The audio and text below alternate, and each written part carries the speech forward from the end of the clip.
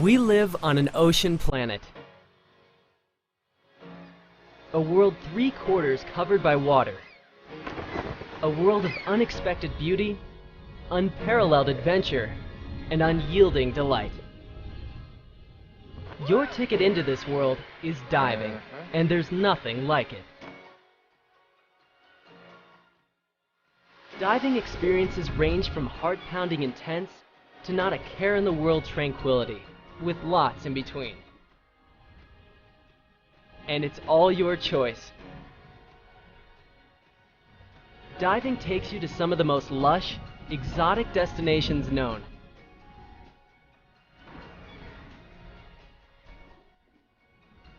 But you can go underwater practically in your own backyard. Diving opens the door to so many different activities and places that where you dive and what you do while diving changes as you do. The PADI Open Water Diver course is more than a scuba curriculum. It is the process of growing into something new. A certified PADI Open Water Diver. When you look back, you'll remember the PADI Open Water Diver course as much more than learning to use scuba gear. You'll remember it as your story of becoming a diver.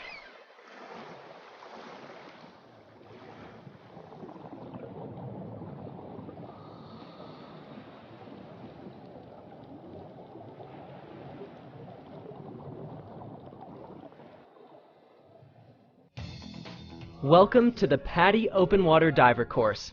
Successfully meeting all the course requirements earns you the PADI Open Water Diver certification, the world's most popular and recognized scuba credential.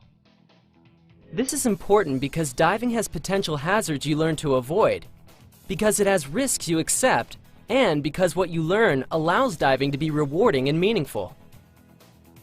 Dive centers, dive resorts, and dive boats require certification before you can rent scuba gear or have a cylinder filled. As a PADI Open Water Diver, you're trained to dive with a buddy to a maximum depth of 18 meters, 60 feet, or the deepest depth reached in training, in conditions comparable to those you train in. If you complete only the first 3 course sections and first 2 open water dives, you may be certified as a PADI scuba diver and trained to dive with a certified professional as deep as 12 meters, 40 feet, in conditions in which you have training or experience.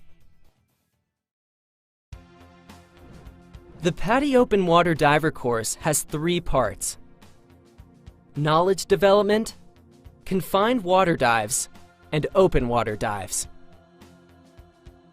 Knowledge development covers principles you need to know for safety and for diving enjoyment. During the confined water dives, you'll learn scuba skills with your instructor and practice applying them just like you will in open water. You make the open water dives with your instructor at real dive sites suited to beginning divers. During these, you'll practice and apply what you've learned in knowledge development in confined water. There are 5 knowledge development sections that correspond to 5 confined water dives and 4 open water dives.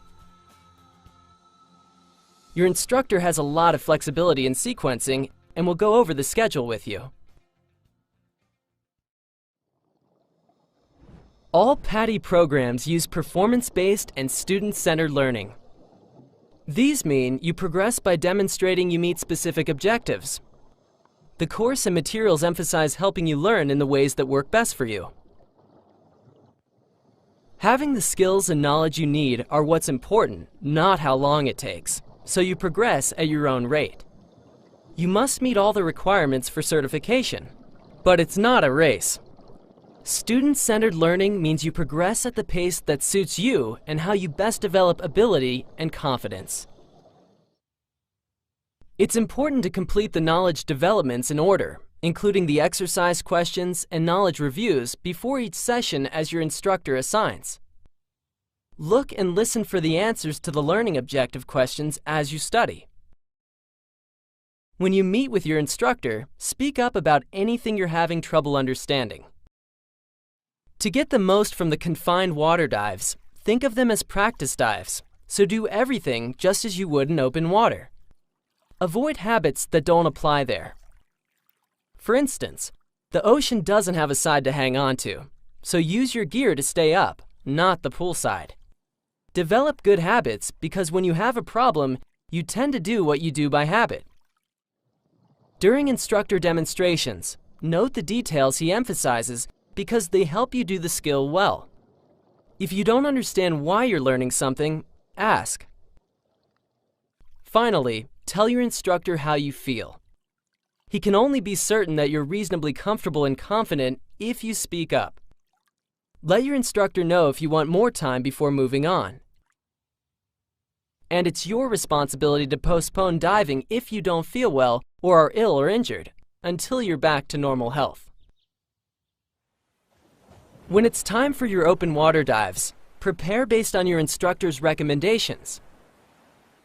If you'll be diving from a boat and are prone to seasickness, see your doctor or pharmacist about an appropriate motion sickness remedy, and show up adequately fed and rested. Pay close attention during your instructor's briefings. Do your part in planning each dive, and speak up if you don't understand something.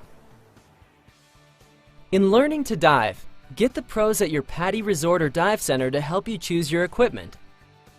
You can't dive without gear, and there are hundreds of options and features for each piece, with new models coming out all the time. Your local PADI Pro keeps up with the latest gear and can help you choose the best kit for you, your budget, and the types of diving you like. As you'll learn in more detail, you'll have to try on most equipment to find the right fit. Your PADI Resort or Dive Center is the place to do this, with a professional there to help. Ideally, do this soon so you can learn to dive in your own gear. Equipment you choose with professional guidance usually has the best possible fit and the most comfort, and that adds a lot to your learning experience and enjoying diving after you're certified. PADI builds instructionally valid courses based on established instructional system design and educational psychology. Because of this, your PADI Open Water Diver certification may apply toward collegiate learning. The listed organizations offer college credit or credit recommendations. See your PADI instructor or visit PADI.com for more information. Your PADI instructor is a professional who is qualified to conduct PADI training. To reach this leadership position, your instructor has successfully completed a series of required PADI courses, including the Comprehensive Instructor Development course, followed by independent tests in the 2-day instructor examination. PADI dive centers and resorts are independent professional operations dedicated to meeting your diving needs. Visit your dive operation online and in person for help in choosing gear, gear servicing, dive travel, and staying plugged into the diving lifestyle. Going from learning to dive to being a diver means getting involved with the diving lifestyle. Although you're just starting the course, you'll enjoy diving more and stay involved if you start thinking now about what you want to do after the course. There's no need to wait.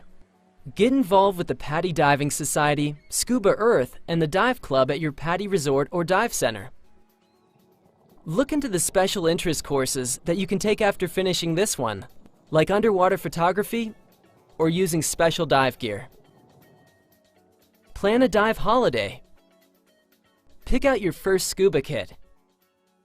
Join in your local dive operations Project Aware, Aquatic World Awareness, Responsibility and Education efforts. Project Aware unites divers globally in activities and actions that preserve and protect the underwater world. Do any of these or all, or something else, but begin your next steps as a diver now. That's the key to making your PADI Open Water Diver certification the start of new adventures instead of merely the end of a course. One of the great things about being a diver is it's something you can do all over the world, in lots of environments. During your PADI Open Water Diver training, you'll learn the foundational skills using the gear a beginning diver needs in your local environment. But different environments may call for different techniques or equipment. So, when diving in a new environment or at an unfamiliar site, get an experienced local diver or instructor to give you a Discover Local Diving orientation, a guided dive, or some additional training, whatever's most appropriate to the ins and outs of diving there. Especially as a new diver, you'll find it helps you enjoy diving more because you know where to look for the cool stuff, the right gear, and techniques to use and how to avoid any hazards unique to the area. And it's a great way to meet other divers and make new friends. When you visit someplace new, get local information from a PADI pro who knows the area. People differ in their strengths, talents, and limits, and PADI courses accommodate these differences. This opens diving for many people with a broad range of physical and intellectual capabilities. You must meet the performance requirements to earn your PADI Open Water Diver certification, but there are many ways to meet the same requirement. This is where PADI's student-centered approach makes a difference in meeting individual needs. For example, most divers may meet the requirement to enter water that is too deep in which to stand by stepping in with all their gear on.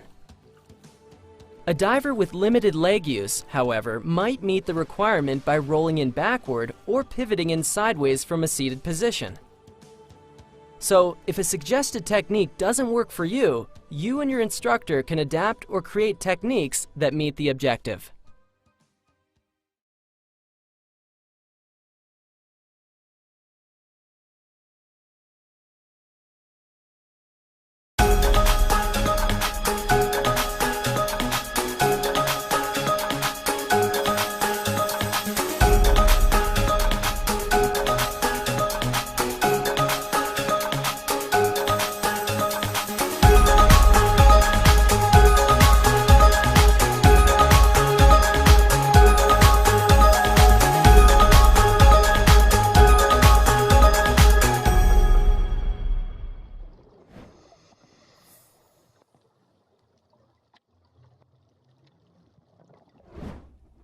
It's exciting being a diver because underwater you experience new sensations. You feel pressure, swim almost weightlessly, and see and hear things differently. These result from the different physical properties that water and air have and relate directly to your safety and enjoyment as a diver. Right now, you're surrounded by pressure. It's the weight of the atmosphere of air. We call this 1 bar or atmosphere. When you go underwater, the water adds to this pressure. 10 meters, 33 feet of water adds the same pressure as the 1 atmosphere of air. So, the pressure increases 1 bar or atmosphere for every 10 meters or 33 feet you descend. Increasing pressure doesn't affect water, but it compresses a gas like air. So as you go deeper, pressure reduces an air volume and increases its density by pushing the molecules closer together. This pressure-volume density relationship is important because it affects air spaces including your ears, sinuses, lungs, and mask. It also affects controlling your buoyancy and how long your air lasts. As shown here, there's a relationship between the pressure and a gas's volume and density. At 10 meters or 33 feet, the pressure is twice the surface pressure, so half the air volume remains and the density doubles. The same relationship applies when you ascend. As the divers ascend, the gas re-expands so it's full of air at the surface. But what would happen if the divers inflated a balloon and sealed it at depth, then ascended? The air would expand and burst the balloon. To prevent this, the divers must keep the balloon unsealed and release some expanding air as they ascend. This is a very important concept we'll return to shortly.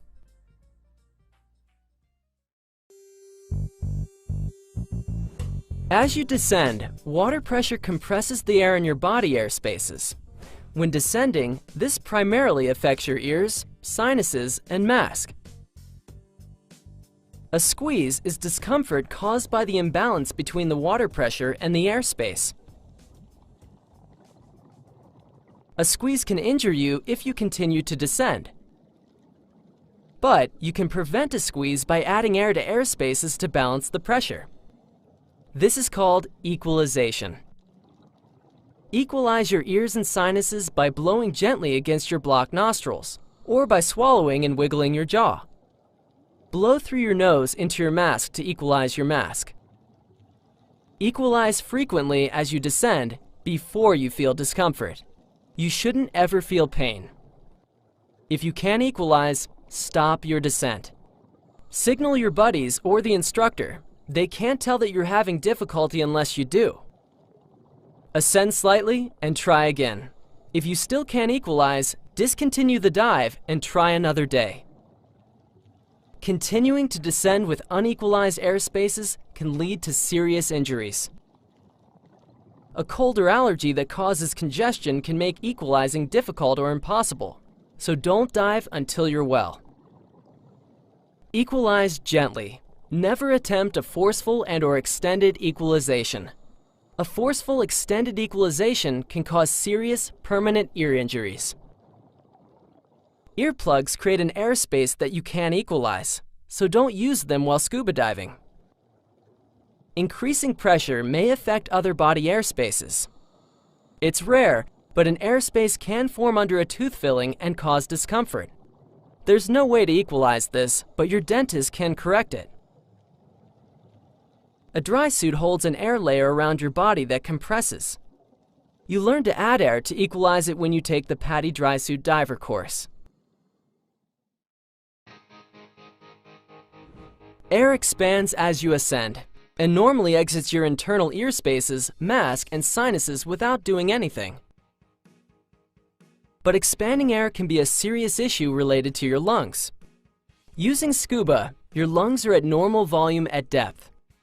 If you were to hold your breath and ascend, expanding air would overexpand and rupture your lungs, much like it bursts a balloon filled and sealed at depth. For this reason, the most important rule in scuba diving is to breathe continuously and never, ever hold your breath. Even small depth changes can cause lung overexpansion injuries.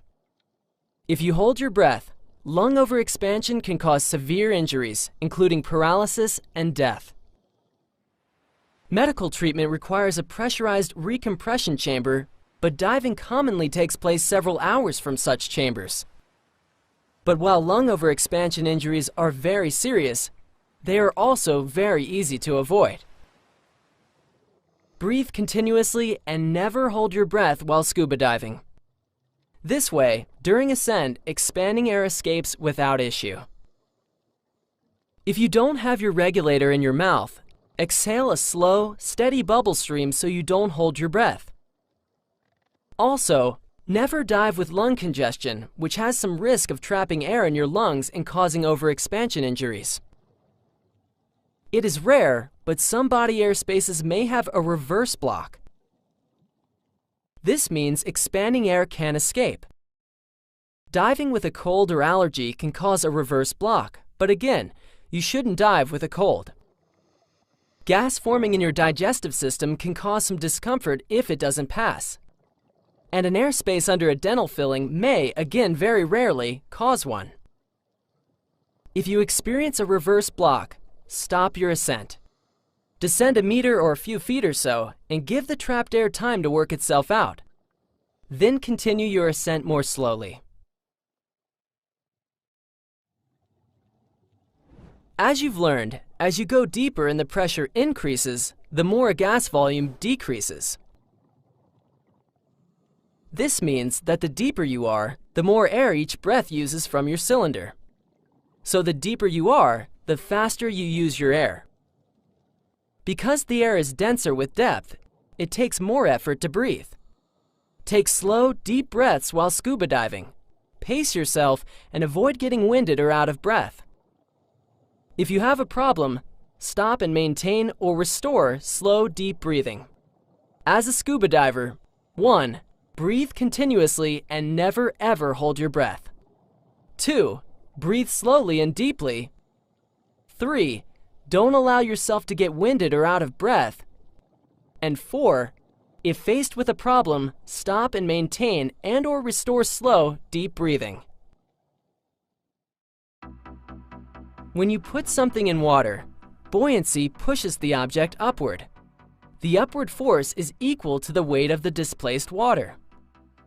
Whether something floats, sinks, or does neither depends upon whether it weighs less than, more than, or the same as the water it displaces.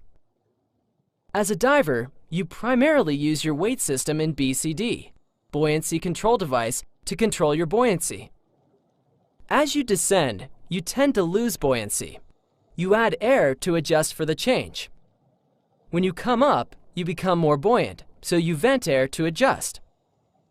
You'll discover that even breathing changes your buoyancy. It increases slightly when you inhale and decreases slightly when you exhale.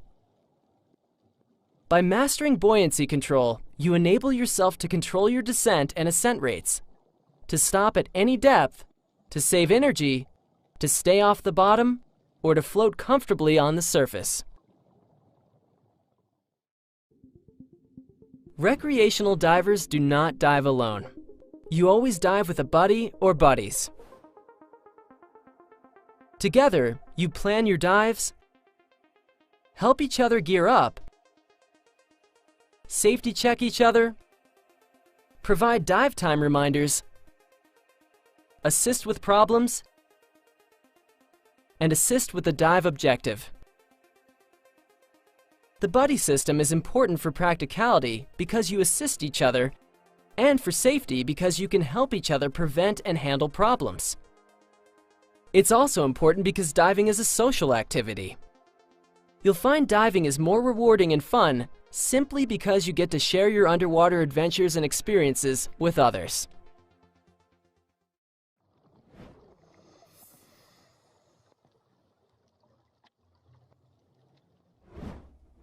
Without the equipment that adapts you to going underwater, diving's impossible. So to become a diver, you need to learn about scuba gear, the basics on how it works and how to choose it. Like most divers, you'll probably enjoy getting to know your gear. You find literally dozens of makes, styles, and models of scuba gear, which is great because it allows you to choose equipment that accommodates your size and preferences. How do you know what's best for you? After you learn the basics about what your gear does and how it works, as a beginner, your best bet is to have a pro at your PADI resort or dive center help you. The gear you invest in will last years with proper care, but like all technologies, scuba continues to advance. Stay up to date with the latest innovations.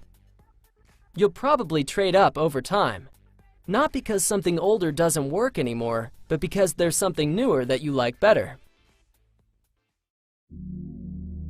There are some basics in choosing and caring for dive equipment that apply to virtually all your gear. The most important considerations in choice are suitability, fit, and comfort.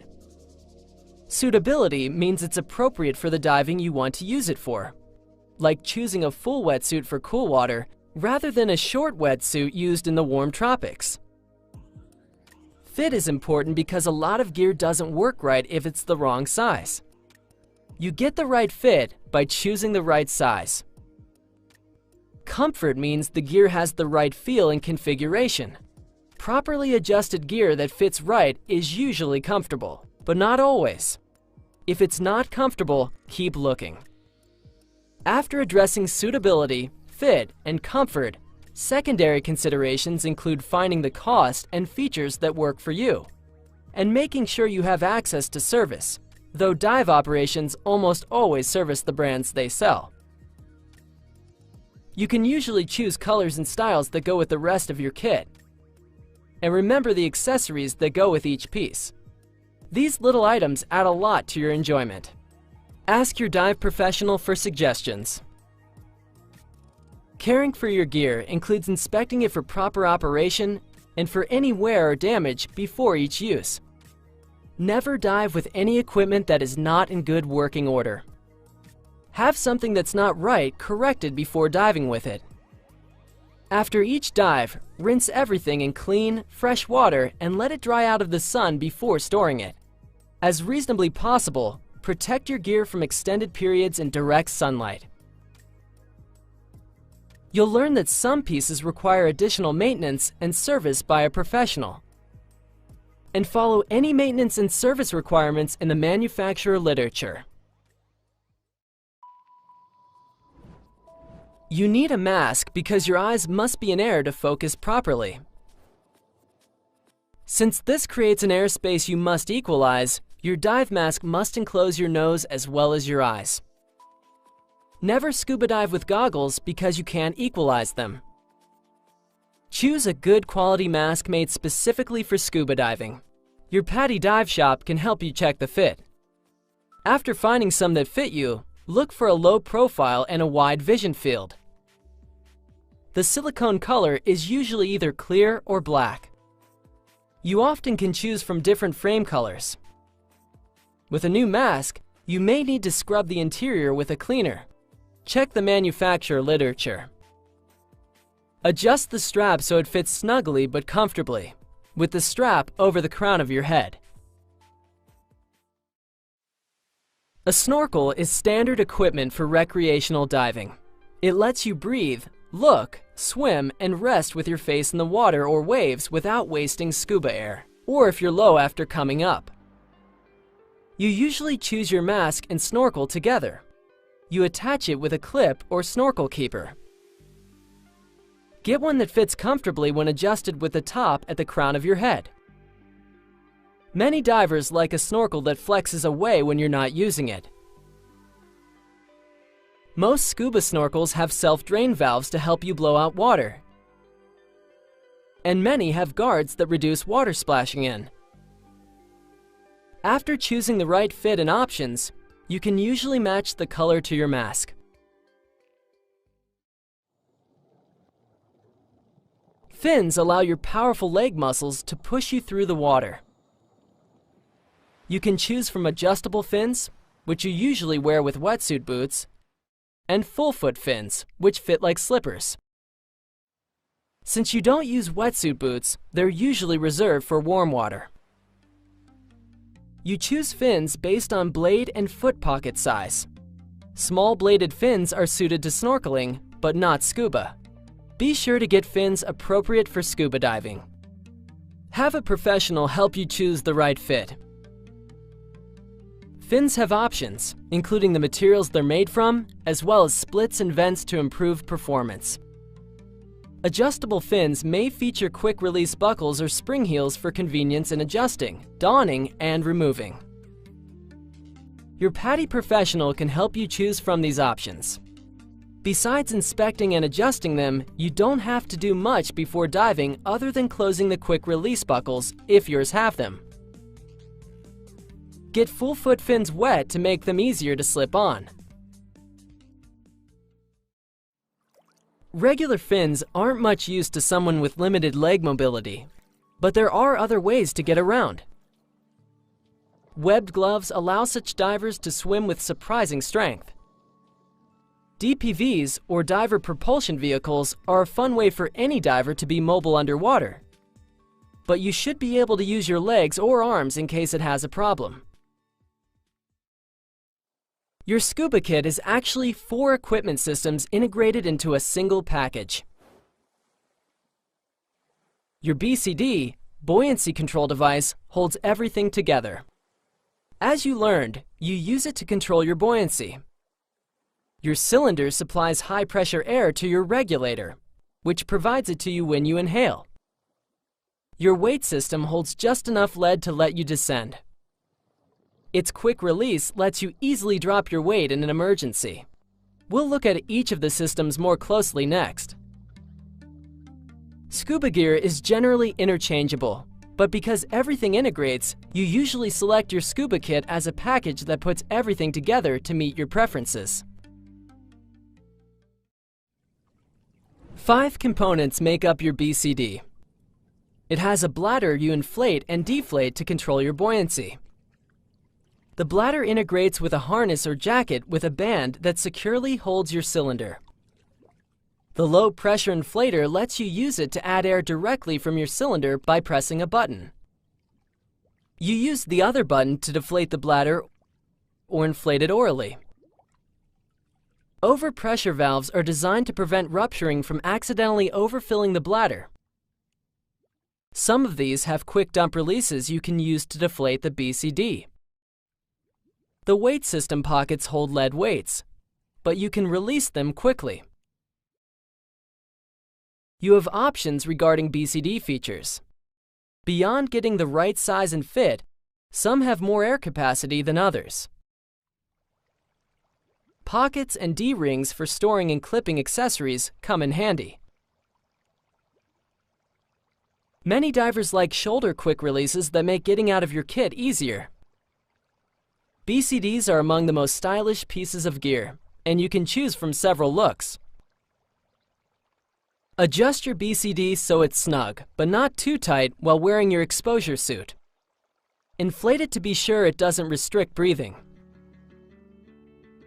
After it's set, attach an emergency whistle to the low-pressure inflator and mount the hose retainers that hold some of the regulator components.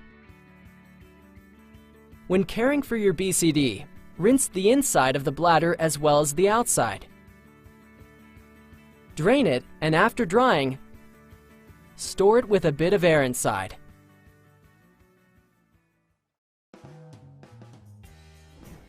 Your regulator has 5 components. The first stage attaches to the cylinder valve and supplies air to the other components. You breathe from the second stage. It delivers air only when you inhale, or when you press the manual purge button. Your alternate air source is a second stage on a longer hose that you use to share in an emergency. You'll learn about other types of alternate air sources too. The low-pressure inflator hose supplies air to your BCD inflator, and your SPG, submersible pressure gauge, tells you how much air you have. An SPG may be separate or part of your dive computer, and it may be on a hose or use a transmitter that sends air supply information to your dive computer. Ease of breathing is the most important consideration when you choose a regulator. Modern regulators meet the requirements for recreational diving, but the higher-end models usually breathe the easiest. You'll choose between the yoke system or the DIN system. Many divers choose DIN with yoke system adapters. You can adjust many higher-end regulators to keep the breathing optimal. Some have pre-dive switches that avoid accidental air release when it's not in your mouth. Besides the popular second stage on a longer hose as your alternate air source, you may opt for an alternate inflator regulator, which combines a second stage with your BCD inflator. Some divers carry independent pony bottles, which would allow them to handle an air supply problem without buddy assistance. Preparing your regulator requires attaching these components to the appropriate ports, which you should leave to a scuba professional. Regulators are robust and reliable, but have a couple of maintenance considerations. When rinsing, keep the first stage dust cap in place or leave it attached to a cylinder so water doesn't enter the air inlet. Don't press the purge button when rinsing the second stage with fresh water, because doing so could let water flow backward into it. Regulators require professional overhauls every 1 to 2 years. Have your dive center do this as required by the manufacturer. Scuba regulators are surprisingly simple. Air flows from the first stage to the second stage, which you can think of as a cup with a mouthpiece, a flexible diaphragm, and one-way valves. When you inhale, water pressure causes the diaphragm to flex inward, depressing the air valve lever. This releases air that you breathe in. When you exhale, the diaphragm relaxes, the lever rises, and the valve closes. One-way valves vent your exhalation into the water, where it rises as bubbles. Although there are variations, it is this simple design that makes scuba diving possible. Your scuba cylinder, sometimes called a tank, holds high-pressure breathing air. Made of steel or aluminum alloy, it has a chrome-plated valve that turns open and closed to enable or disable airflow to the regulator. You can choose from different sizes, and you match your regulator with respect to a yoke valve or DIN valve. Some DIN valves accept an insert so they can take yoke regulators too. All cylinders have markings stamped into the metal and labels stuck onto them with the working pressure and the dates of pressure tests and inspections. Your dive center checks these when you have your cylinder filled. You may see a cylinder with this marking, which means it's used with enriched air nitrox. You must be certified as an enriched air diver to use these cylinders. You'll learn more about enriched air a bit later. Follow these handling precautions. Don't leave a cylinder standing unattended, especially if your kit's set up. Lay it down, BCD up, so it doesn't fall. Block and restrain cylinders in a boat or car so they can't roll or slide. On boats, keep cylinders in their racks so they can't fall and injure someone or damage equipment. Scuba cylinders require pressure testing every 2 to 5 years and visual inspection annually. Have your local dive center do these for you. Open and close the valve gently and never completely drain it. Lay your cylinder down before and after diving, but for storage, keep it standing someplace it won't get knocked over, out of excessive heat. Scuba air must be specially filtered and filled with special breathing air compressors. So have your cylinder filled only at a professional dive resort or dive center. As mentioned before, your weight system's most important feature is a quick release that lets you drop enough weight so you float reliably in an emergency. Most BCD weight systems do this with 2 releasable pockets. It may also have small non-releasable weights you use for trim adjustment, that is, your balance in the water. Your BCD and weight placement determine trim, and your instructor will show you how to adjust it for a level, horizontal position in the water. BCD integrated weight systems are the most popular, but some divers use separate weight belts. Your instructor may also have you use small accessory weights to help adjust your trim. These should be only a fraction of the weight you wear, so they don't need to quick release.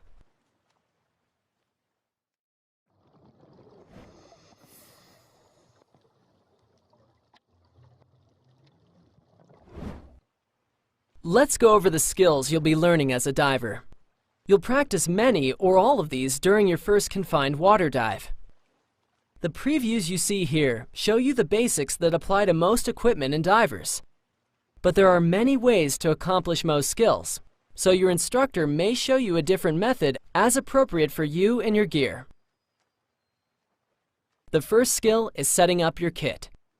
Start by inspecting everything for wear or damage. If you have a new BCD, wet it or at least the cylinder band. This helps it stay adjusted. Slide the BCD onto the cylinder with the valve opening facing the BCD to about this height.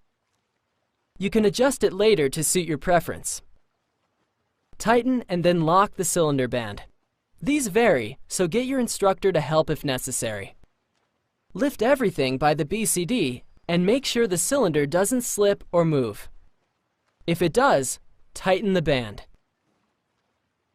Remove the first stage dust cap and the cylinder valve cap, if it has one. Make sure there's an O-ring and that it's not damaged.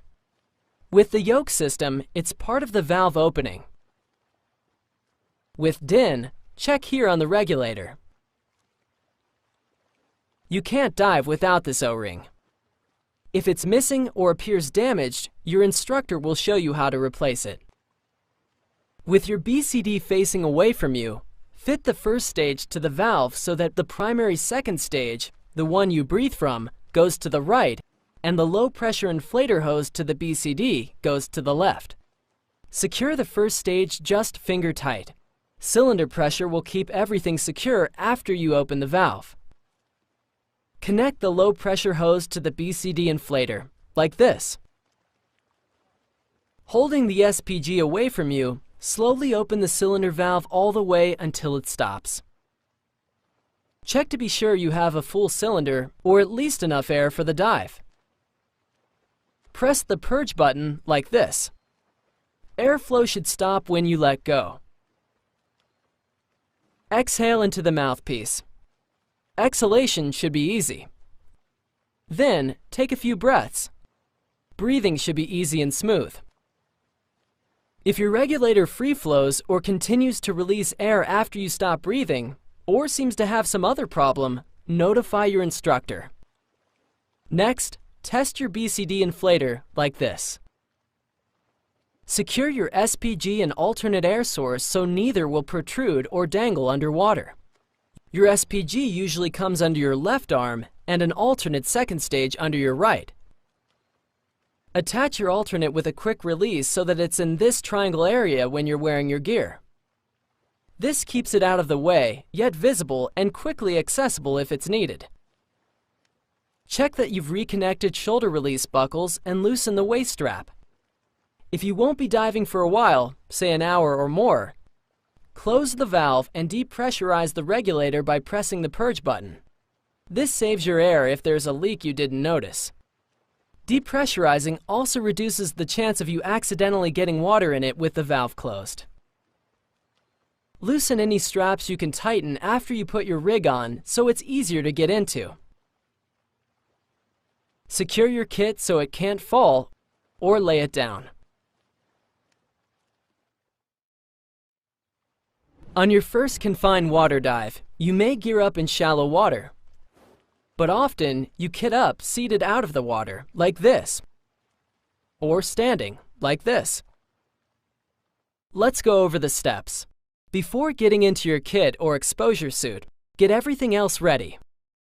Defog your mask, then adjust it, your fins, and snorkel as necessary. Your scuba kit should be fully assembled and ready to go, like you just learned. To avoid overheating when it's hot, put on your exposure suit last, just before getting into your scuba kit. Wetsuits fit snugly and take some effort. The order depends on the type. With this common style, start with the bottoms, followed by the boots, hood if you're wearing one, and jacket. Your instructor will show you the right order for your suit. Dry suits are single pieces and differ in how you put them on. If you're using one in this course, your instructor will show you how to get into yours. You can put on wrist-mounted instruments now, though some divers wait until they're in their scuba kits. If you're using a weight belt, that goes on next. Wear it so it has the standardized right hand release. If your BCD has a crotch strap, which is not common in recreational diving, your weight belt goes on after you have your scuba kit on. This is necessary so the crotch strap doesn't trap the belt and make it hard to drop in an emergency. If possible, it's best to get into your kit seated. But sometimes buddies have to hold their rigs for each other. Dive gear is moderately heavy, so use proper lifting whenever you move it.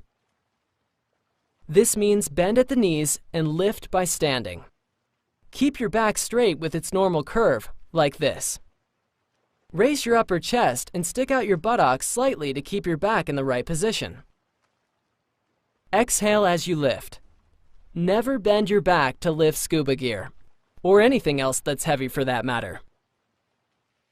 If you have to hold your buddy's kit, support it with your strong arm and hand on the cylinder bottom and the other balancing it like this. The stronger diver usually kits up first because the diver will be wearing and holding gear at the same time. If your physical characteristics make lifting, standing, and/or walking in scuba equipment unreasonable and/or unsafe, don't do it. Ask for help as necessary, and there are plenty of alternative methods for getting into your kit. While seated or with a buddy holding your kit, slip into your BCD and tighten the straps with the weight off your shoulders. Check for trapped hoses. Then, secure all the releases and buckles. Check the cylinder height by tilting your head. If it touches the first stage, readjust the cylinder lower. When your buddy or buddies are ready, you perform a pre-dive safety check and confirm gear operation, location, and connection for each other. You'll learn the details to this in Section 2. Put your mask on by placing it against your face for a good seal, and then pulling the strap back. Develop good habits by always having your mask on in the water, even at the surface. This protects your eyes from unexpected splashes and waves, and lets you see underwater to check your buddy's gear, for instance, if you have to deal with a sudden problem. It also keeps the defog from washing out. Put on your gloves, then your fins go on last, just before entering the water. Buddies help steady each other, donning fins one at a time. Don't forget to wet full-foot fins so you can put them on easier. Avoid walking with fins on as much as possible. Put them on as close to the water as you can. If you must walk while wearing them, be cautious and walk backwards so you don't trip over the blade. Sometimes you put your fins on after you enter the water, like when training in a pool.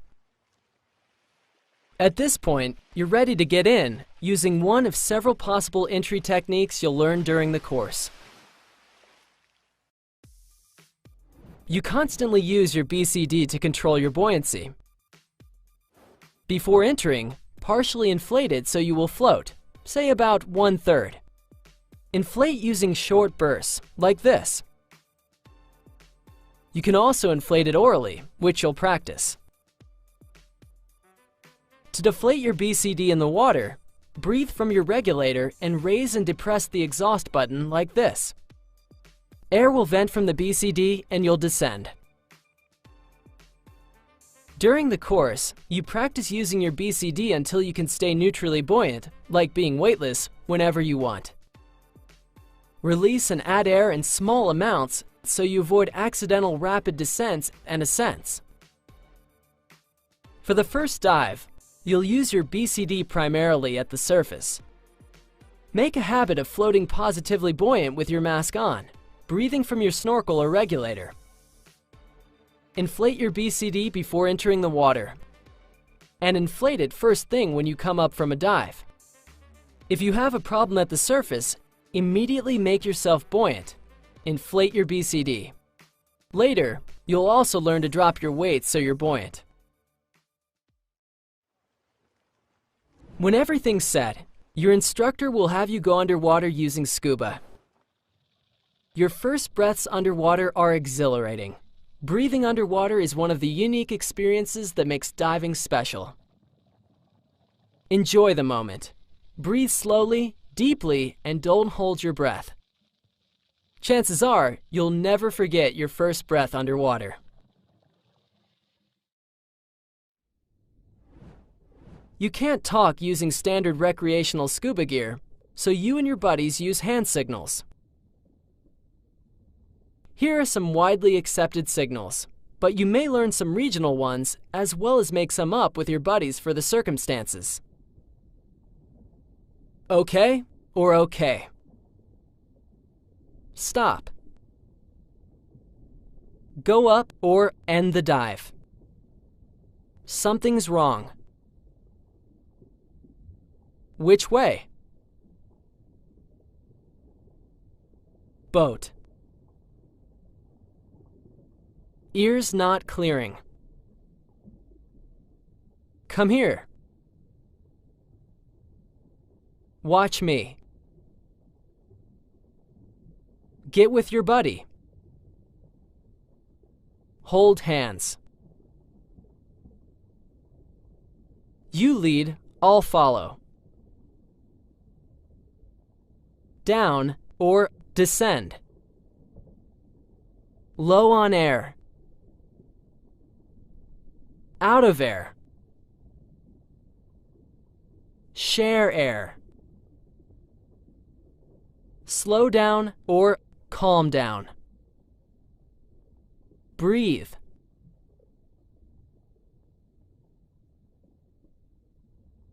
How much air do you have?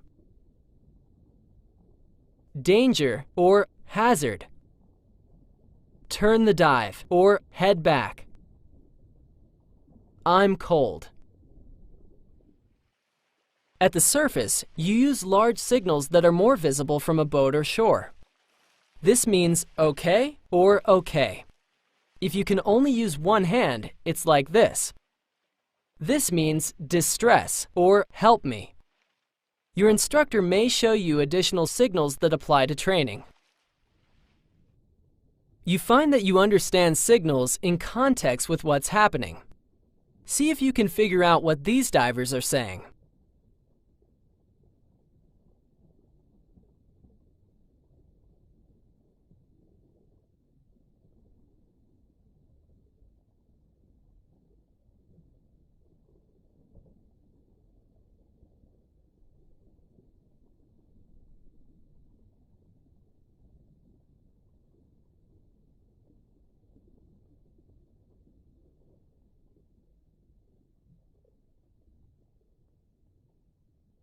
You should have recognized that the trailing diver was having trouble keeping up. He signaled stop and something is wrong. The buddy replied to stop, breathe, and slow down. That is, take it easy and to catch his breath. The diver signaled let me rest a little. A little is not an official signal, but you can tell what he meant. This is normal diver communication. When your regulator leaves your mouth, it fills with water, so you'll learn 2 ways to clear it and resume breathing. The first is the exhalation method. If you have a breath in your lungs, replace the mouthpiece and blow into it. This pushes the water out. Your head needs to be relatively upright so the exhaust valves are in the lowest position. And of course, you must exhale before you inhale. Use the purge method if you don't have much air to exhale. Replace the second stage, stick your tongue against the mouthpiece to block it, and push the purge button for a moment, like this. This pushes out the water. Blocking the mouthpiece helps keep water from spraying in and making you cough. With either method, because you should never hold your breath, remember to blow a steady stream of small bubbles when the regulator is out of your mouth. It helps to make a continuous ah sound so you keep your airway open. After clearing, inhale your first breath gently and cautiously, in case there's residual water. If you release your second stage, depending upon your position, it may drop in front of you or it may end up behind your shoulder out of sight. To recover with the arm sweep method, in a relatively upright position like this, lower your right shoulder. Extend your right arm backward along your cylinder, then sweep outward like this to locate the hose. Follow the hose to the second stage, replace and clear it. With the reach method, reach back to the first stage, find where the hose attaches and follow it out like this. It sometimes helps to lift the cylinder up and to the right with your left hand. With either method, blow bubbles when the regulator is not in your mouth. When swimming, a dropped regulator usually hangs in front of you where it's easy to find. But if you ever have difficulty relocating your second stage, don't waste time trying to find it. Just switch to your alternate air source and then get your buddy to help. It's normal for some water to trickle into your mask, but it's easy to get rid of it. Hold the top of your mask, then while exhaling slowly and steadily through your nose, look upward. Your breath forces the water out the bottom edge of your mask. Start exhaling before you look up so you don't get a little water in your nose. Some masks have a purge valve for clearing. If yours does, hold the mask firmly against your face and look down while exhaling. The water goes out the valve. By the way, if you normally wear contact lenses but can see well enough without them, you may want to have them out during your training dives. But if you need them, tell your instructor and keep your eyes closed so you don't lose them when learning to clear your mask. Use your SPG to manage your air supply at all times. With good air monitoring and management habits, you avoid running out of air, so they're obviously important habits to develop. With a full cylinder, your SPG reads close to the cylinder working pressure. Pay attention to how fast you use your air. You'll notice you use it faster as you exert more and when you dive deeper. With experience, you get a feel for how much air you use. Also with experience, you'll use less air as you relax, control your buoyancy better, and move more efficiently. Note the caution zone, which indicates when you have 50 bar or 500 psi left. If your SPG is part of your computer, the display may blink or have some other alert. This is your reserve pressure. You plan and execute dives so you have at least this remaining after you're out of the water. During training, alert your instructor when you're getting close to 50 bar or 500 psi. Your instructor may ask for alerts at other pressures. During the course, you'll learn to turn the dive, that is, head back to the boat or shore, based on your remaining air supply.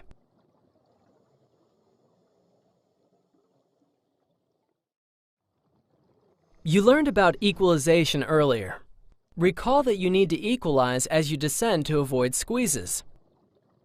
Equalize gently and often, every meter or few feet. Equalize your mask by blowing into it from your nose. Descend slowly and be patient. Do not use long, forceful equalization, which can damage your ears and cause hearing loss. If you have difficulty equalizing, stop your descent, signal your buddy and your instructor, ascend a bit and try again. After equalizing, descend more slowly and equalize more often. Never continue descending if you can't equalize. The most popular dive kick is the flutter kick. To do this without wasted effort, starting neutrally buoyant, horizontal and level, kick from the hip with your arms at your side or against your body, like this. Your knee doesn't bend much, and it's a slow, long kick. Stay well above the bottom so you don't damage fragile organisms. You may learn other kicks depending upon your preferences or to meet specific needs. This is the frog kick. Many experienced divers use it most of the time instead of the flutter kick. With proper air management, an air supply emergency should be highly unlikely. But as a diver, you'll know how to manage the problem should it occur. Were you to find yourself out of air, if possible, you would use an alternate air source, most commonly provided by your buddy. Signal out of air and share air. Your buddy responds by providing her alternate second stage, though you can secure it yourself if she doesn't. If your buddy uses an alternate inflator regulator, she switches to it and provides you the primary from her mouth. Either way, secure the alternate, clear it, and begin breathing. Grip each other's right forearms like this. This keeps you together and leaves your left hand free to deflate your BCD and control your buoyancy as you ascend.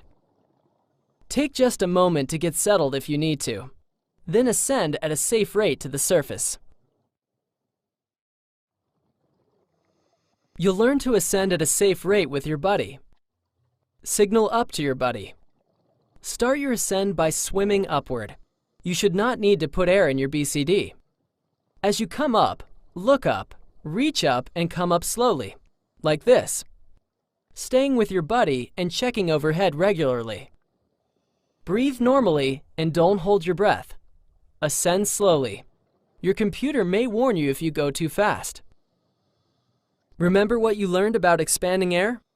As you come up, the air in your BCD expands, so you have to vent some to keep from becoming too buoyant. Release small, regular bursts like this. During your first confined water dive, your instructor may do this for you. When you reach the surface, keep breathing from your regulator while you inflate your BCD. Once you're floating comfortably, you can switch to your snorkel. Again, make a habit of keeping your mask on and either your snorkel or regulator in your mouth while at the surface.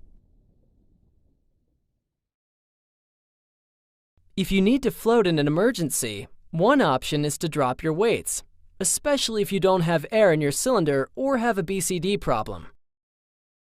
Never hesitate to drop your weights at the surface.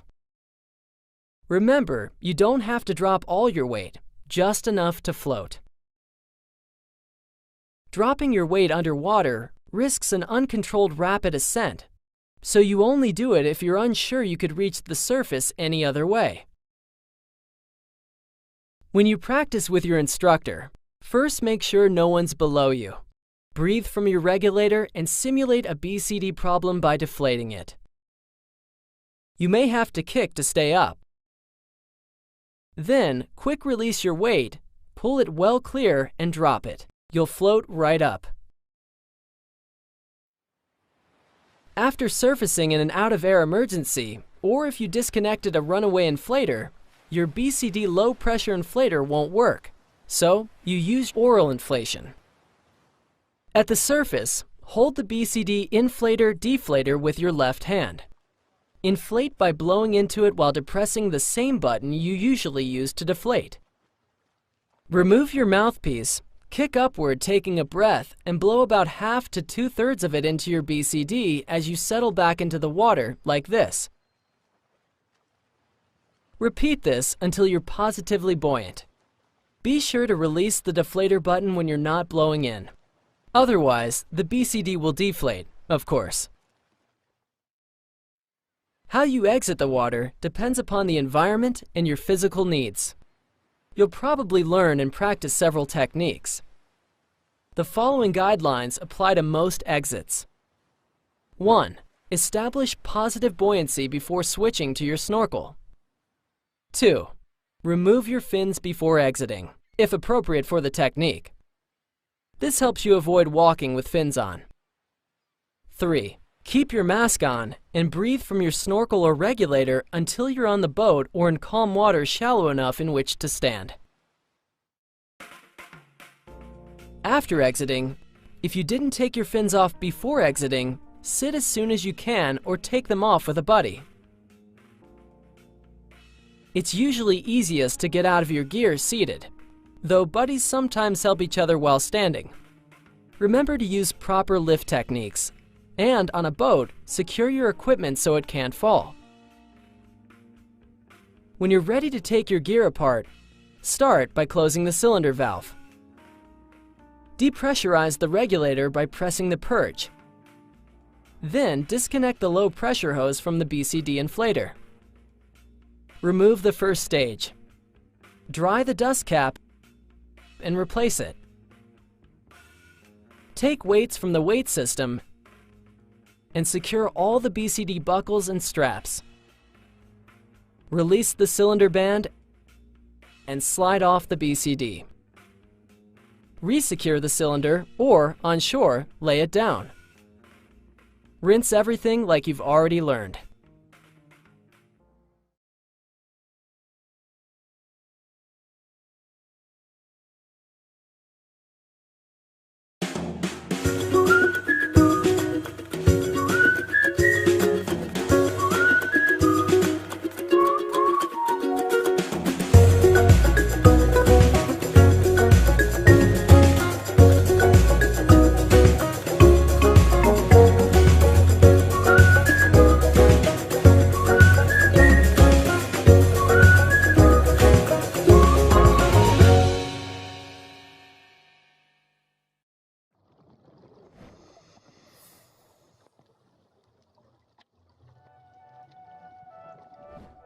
An experienced diver once pointed out that diving isn't something you do, it's something you experience. There's something to that when you consider that underwater, seeing, hearing, moving and breathing differ from what you're used to on land. Let's start with how you see and hear as a diver. Water is more dense than air, and this affects light. Light changes direction slightly when it enters your mask from the water, which causes about a 1/3 magnification. Depending on your perspective, this can make an object look larger or closer or both, though with experience you mentally adjust for this without thinking about it. Water also reflects, scatters, and absorbs light, so the deeper you go, the less light there is. But your eyes are very sensitive. At most popular sites, you have adequate light during the day. Although you may not notice much light loss in clear water during the day, you may notice color loss. Water doesn't absorb light uniformly. It absorbs some colors before others. As you see here, you lose red, followed by yellow, green, and finally blue. Your eyes adjust for the color change, though you may be surprised at how much lost color a dive light reveals. The underwater world isn't silent. You may hear aquatic organisms, boats, divers, and other noises. Sound travels longer distances in water than in air. A boat that's too far away to hear at the surface may sound close underwater. Sound also travels about 4 times faster in water, and that makes it difficult to tell its direction. Usually, something sounds like it's coming from all around or overhead. You may be able to tell relative changes in distance by whether a sound gets louder or fainter. Because water's denser than air, it takes more effort to move through it. The faster you swim, the more energy you use. But what's the rush? Save your energy by moving slowly and steadily, avoiding rapid or jerking movements. Streamlining is part of swimming and moving effectively. You're streamlined when all your gear's secure and nothing dangles, and when you swim relatively level. As you learned in Section 1, trim is your balance in the water, ideally set so your head and feet stay relatively level in a swimming position. If you have too much weight, you add air to your BCD to compensate. This puffs it out, lifts your torso, and lowers your feet, all of which add drag and waste your energy. If you don't have enough weight, your BCD may be empty, but you'll have to kick downward to stay at depth. This puts your feet too high. You can also be weighted correctly, but have it distributed too low or too high on your body. During your training dives, your instructor will help you master correct weighting and trim. The right weight and trim make water's density work for you. As you dive, you stay neutrally buoyant, almost weightless, gliding through the underwater world. At the surface, you inflate your BCD so you float effortlessly. It's your ability to change your buoyancy that makes diving a unique experience. Normally, you'll end the dive when you're too cool for comfort, but be aware that water absorbs heat about 20 times faster than air does, so even water as warm as 30 degrees Celsius, 86 degrees Fahrenheit, can chill you after a while. To stay comfortable, you wear an exposure suit. A full wetsuit like this for moderately cool to moderately warm water, and a short wetsuit like this for tropical water. Use a dry suit in the coolest water. You'll learn more detail about exposure suits in a bit. Diving's not fun if you're cold, so if you get cold, end the dive and wear more protection the next time. Except in very warm water, even with an exposure suit, you'll still lose heat. The longer the dive, the more protection you wear, but even then, you'll eventually get chilled. Normally, you'll end the dive when you're too cool for comfort, but be aware that uncontrollable shivering is a sign of hypothermia, a serious condition in which your body has lost so much heat that it can be dangerous. If you begin to shiver continuously, exit the water immediately, dry off, and seek warmth. You've already learned that you breathe slowly, deeply, and continuously while diving. This is a more effective way to breathe dense air, and it reduces the effect of dead air space.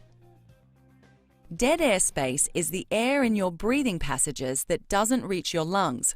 It's the first part of each inhalation and is higher in waste carbon dioxide. Dive gear adds dead air space. Slow, deep breaths make breathing more efficient because they reduce the proportion of dead air you inhale. It also helps you stay relaxed and clear-headed. Airway control is how you breathe past a little bit of water in the mouthpiece, which is common after clearing. The technique is to inhale slowly while looking downward. Since it's heavier than air, water stays in the mouthpiece as the air flows into your mouth and lungs. Put your tongue tip against the roof of your mouth to help deflect any water. After you get a breath, exhale sharply to clear the residual water. If a few droplets get on your throat, just cough while holding your snorkel or regulator in place. Overexertion usually results from prolonged exertion, like fighting a current, so you can start breathing faster than your regulator can deliver air. It can be frightening and may cause panic. Signs and symptoms include fatigue, labored breathing, feeling suffocated or air-starved, weakness, anxiety, headache, muscle cramping, and a tendency to panic. You help prevent overexertion by breathing slowly and deeply. If your breathing starts to rise, slow down. If you start to feel overexerted, stop all activity, signal your body, and rest. At the surface, make yourself buoyant. Underwater, hang on to something if you can, such as a rock or a dead coral. Wait until your breathing returns to normal before continuing at a slower, proper pace. If conditions make that difficult, abort the dive.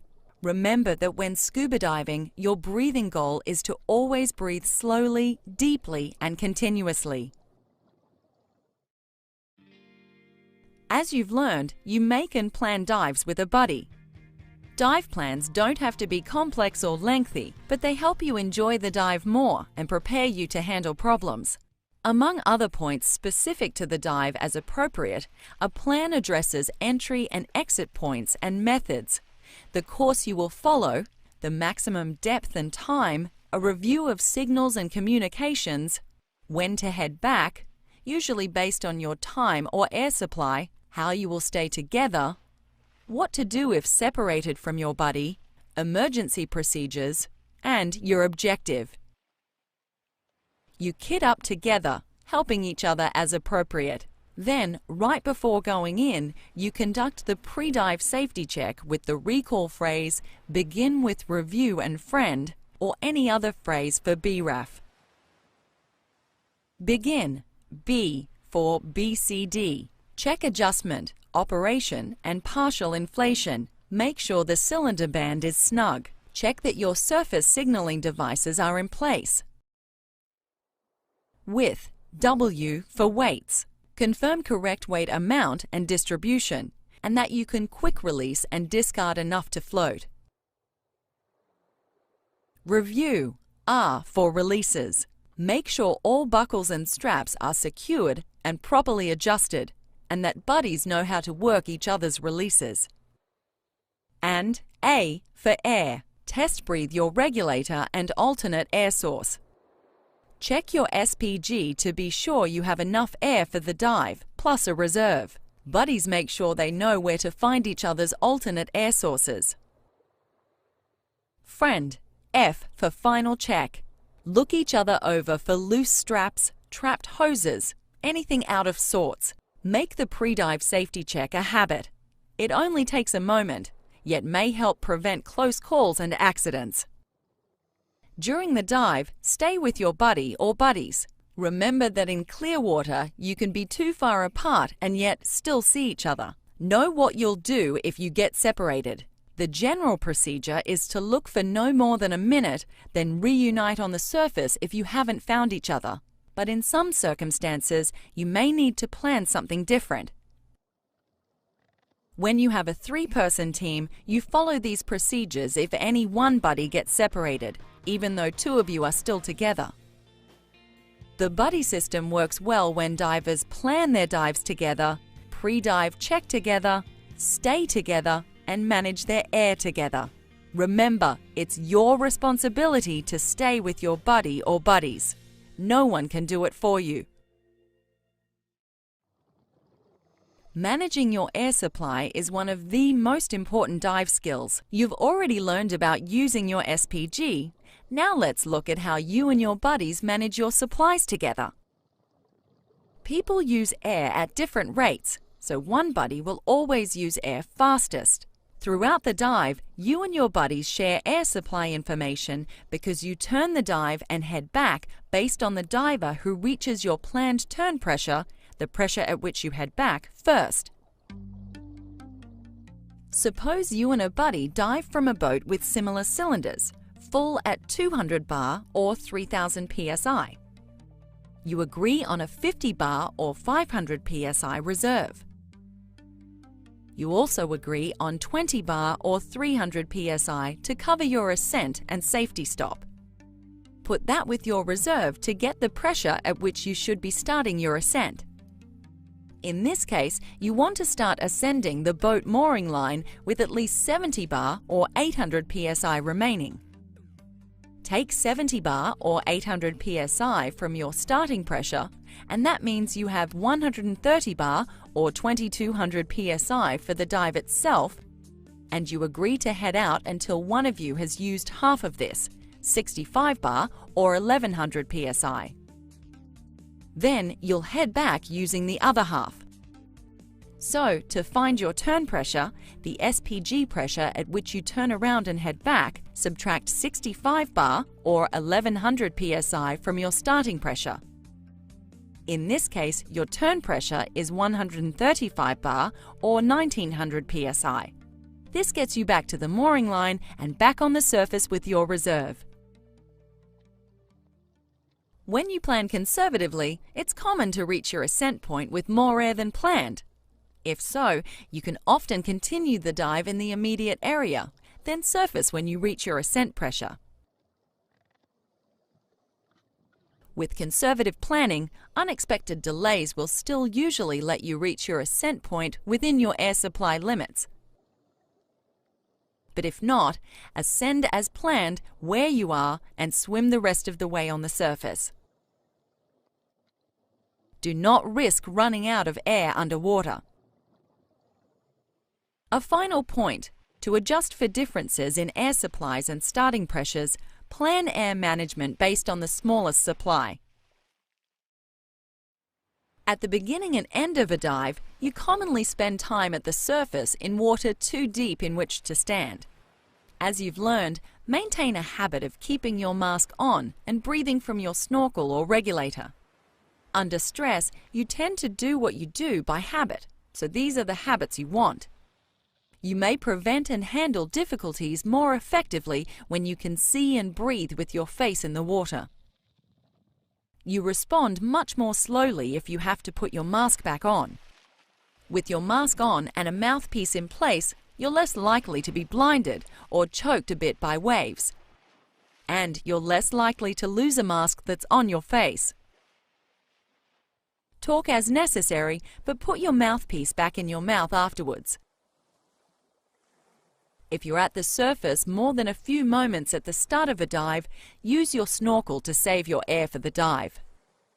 At the end of a dive with a low cylinder, you may need your snorkel to breathe with your face in the water while swimming or in choppy conditions. When you have to get in the water some distance from where you want to dive, it's common to save air by using your snorkel on the surface to get there. You may snorkel as you look for your descent point from the surface. If you surface away from your exit point due to low air, you may have no choice but to make a surface swim. For short swims, or so you can see underwater, swim face down. But for long swims, it's less tiring on your back because the water supports the cylinder weight, though it's a little harder to navigate and watch where you're going. Maintain the buddy system. Communicate and stay together. Generally, it works well to swim side by side, like this. When you're ready to descend, you follow 5 steps. First, confirm your buddy is ready to descend. Then second, orient yourselves to something at the surface or underwater. Third, switch to your regulator. And fourth, Check your computer to be sure it's operational and hasn't gone into sleep mode. Activate your timer if you're using one. Fifth, signal descent and slowly deflate your BCD to start down together. As you start down, begin equalizing immediately and equalize frequently, every meter or few feet, as you learned previously. Descend with your head above your feet, like this, to help your orientation and equalization. You often have a line or slope as a reference. Usually, you use it as a visual reference and control your descent by controlling your buoyancy. But you may hold on to it in some circumstances, like diving in a current. When descending without a reference, stay in a buddy team, adjust your buoyancy, and control your descent by watching your computer. As you descend, your buoyancy decreases and you start to sink faster. This is because increased pressure compresses the gas in your exposure suit and it loses buoyancy. Add air to your BCD to compensate for this, or to your dry suit if you're wearing one. Use small, frequent adjustments for a slow, controlled descent. This helps you equalize every meter or few feet. Ideally, you arrive at the bottom neutrally buoyant by adjusting as you descend. Starting an ascent also has 5 steps. 1. Confirm your buddy is ready to ascend. 2. Check your computer to be sure you're within its limits. 3. Look up and hold your BCD deflator. Do not add air to your BCD. If you're properly weighted and neutrally buoyant, start your ascent by swimming up gently. 4. Ascend slowly, no faster than 18 meters or 60 feet per minute, or your computer's rate, whichever is slower. With most computers, your ascent rate is 10 meters or 30 feet per minute. Look up and turn as you ascend to make sure there's nothing above you. Reach up as you near and break through the surface. Check your computer and control your buoyancy to control your ascent rate. Your buoyancy increases as you ascend because air in your BCD and exposure suit expands. Control your buoyancy by releasing air from your BCD or dry suit if you're wearing one, in small amounts frequently. When possible, ascend with your buddy or buddies along a reference, like a sloping bottom, mooring line, or a vertical line from a boat or float. Again, you normally use it as a visual reference, though you may ascend holding onto a line in situations like currents. You can ascend in mid-water without a reference by controlling your buoyancy and watching your depth and descent rate on your computer. To navigate while doing this, a common technique is for one buddy to control the ascent while another buddy focuses on navigation.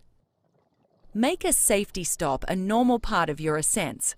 It's simply a pause somewhere between 6 meters or 20 feet and 3 meters or 10 feet, usually at 5 meters or 15 feet, for 3 to 5 minutes. Safety stops help you stabilize your ascent and give your body extra time to release dissolved gases. This helps reduce the risk of lung overexpansion injuries and decompression sickness. You'll learn more about this in sections 4 and 5. It's easiest to make safety stops with a reference, but you can make them without one by watching your depth on your computer while hovering, neutrally buoyant.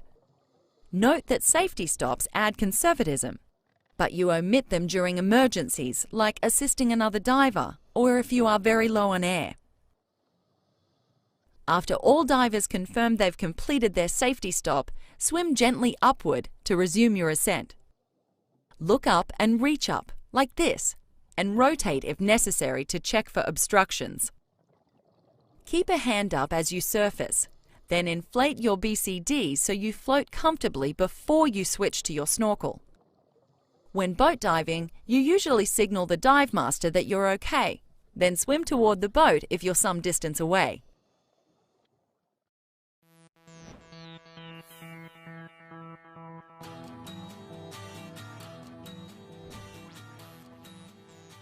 You wear exposure suits for warmth and to provide some protection from accidental stings, scrapes and cuts. The three primary types are wetsuits, dry suits, and skin suits, which are sometimes called bodysuits. You use wetsuits in water as cold as 10 degrees Celsius or 50 degrees Fahrenheit to 30 degrees Celsius or 86 degrees Fahrenheit. They're made of foam neoprene. Water seeps into the suit and gets trapped, which is why they're called wetsuits. Afterward, your body heats the water, and the neoprene slows further heat loss significantly.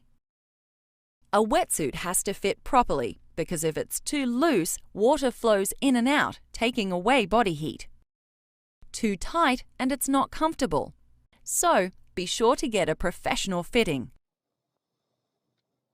Dry suits cover most or all of your body, and you use them in water cooler than 18 degrees Celsius or 65 degrees Fahrenheit, but also for very long dives in warmer water. As the name says, the suit keeps you dry. An undergarment and an air layer, and sometimes the suit itself, insulate you. Because a dry suit is an airspace, you equalize it and adjust it for buoyancy control when you change depths. You learn to do this in the PADI Dry Suit Diver course, and your instructor will familiarize you with dry suit operation if you use one in this course. Dry suits don't fit snugly, but size, fit, and options are still important. Skin suits provide some sting, cut, scrape, and sunburn protection, but little or no insulation. You wear them by themselves in very warm water, or under a partial wetsuit in moderately warm water. Many divers wear skin suits to help them put on wetsuits. Exposure suits come in different styles, and you can choose from different accessories and options. Wet and dry suits insulate you so effectively that overheating can be an issue when it's hot out. Avoid this by setting up your kit before putting on your suit, and put the suit on at the last possible moment. Stay in the shade if possible. Limit activity as much as you can, especially when you have to be in the sun. Pull back a hood and unzip the jacket for as long as possible. If you do start to overheat, stop and cool off, even if it holds up the dive a few minutes. You carry a cutting tool for safety, such as to deal with entanglement, and for convenience, such as to remove litter from a dive site. You can choose from 4 basic types, though some areas regulate the types and sizes of cutting devices. Dive knives range in size and usually have a smooth and serrated cutting edge. Dive tools are similar, but they replace the pointed tip with a prying tip. Shears are especially suited to cutting line and net. And Z-knives are bladed hooks specifically for cutting fishing net or line. You usually carry a Z-knife in addition to a regular knife or tool. You mount cutting tools in different places based on what you like, as shown. Wear at least one someplace you can reach it with either hand, so it's accessible even if you have an arm a bit tangled in something. You need a dive gear bag to carry all your equipment, except weights, cylinders, and dry suits. They're designed specifically for diving so that salt water won't ruin zippers, so the material won't rot, and so they can withstand the stresses carrying it. You can choose from many styles, options, and colors, which are mainly personal preference. The main thing to pay attention to is size. Select a bag that is slightly larger than what you think you will need, because your kit tends to grow as you gain experience. As a diver, there are 3 primary instruments you use: your SPG, dive computer, and compass. These may be separate instruments, or 2 or all 3 may integrate into a single one. You're already familiar with SPGs. Dive computers track your depth, time, and give you time limits. You'll learn about these in sections 4 and 5. Your compass gives directional information so you can find your way. You'll learn about doing this a bit later as well. Besides these, there are optional instruments. Before dive computers, divers used depth gauges and watches for use with dive tables. You will need these if you use the RDP table or ERDPML instead of a computer. Dive watches are popular lifestyle accessories, the badge of a diver, if you will. Many divers who have computers also have dive watches for that reason, as well as having another way to time their dives. Thermometers help you learn how much exposure protection to use. Although you can get a separate thermometer, your SPG or dive computer may already have one. Dive instruments are robust, but shield them from impact and don't drop them. Keep them out of prolonged exposure to direct sunlight and high heat. Other than rinsing instruments, the primary special care is changing the batteries as directed by the manufacturer. See the manufacturer literature for any additional requirements.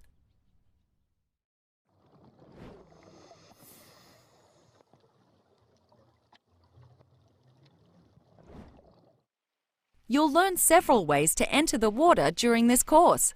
Depending upon your physical characteristics, one you may learn is the giant stride, which is popular when diving from large dive boats or from docks onto deep water. After your pre-dive safety check, with your buddy, go to the water entry area. To avoid walking with fins on, put on your fins there if you can. You can stabilize each other or hang on to something stable. Partially inflate your BCD. Check that the entry area is clear and confirm that your buddy's ready. Breathe from your regulator and hold it and your mask like this, so they don't get bumped out of place when you splash. You can hold your instruments and accessories with the other hand. However, some divers prefer to put it on the back of their head. Look straight ahead and take a big step into the water.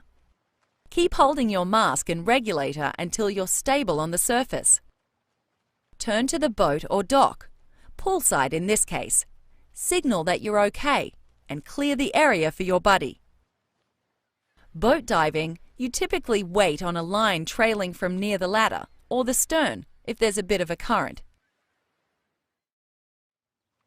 You use a weight check at the surface to determine proper weighting. Starting with your estimated weight, breathe from your regulator and deflate your BCD completely.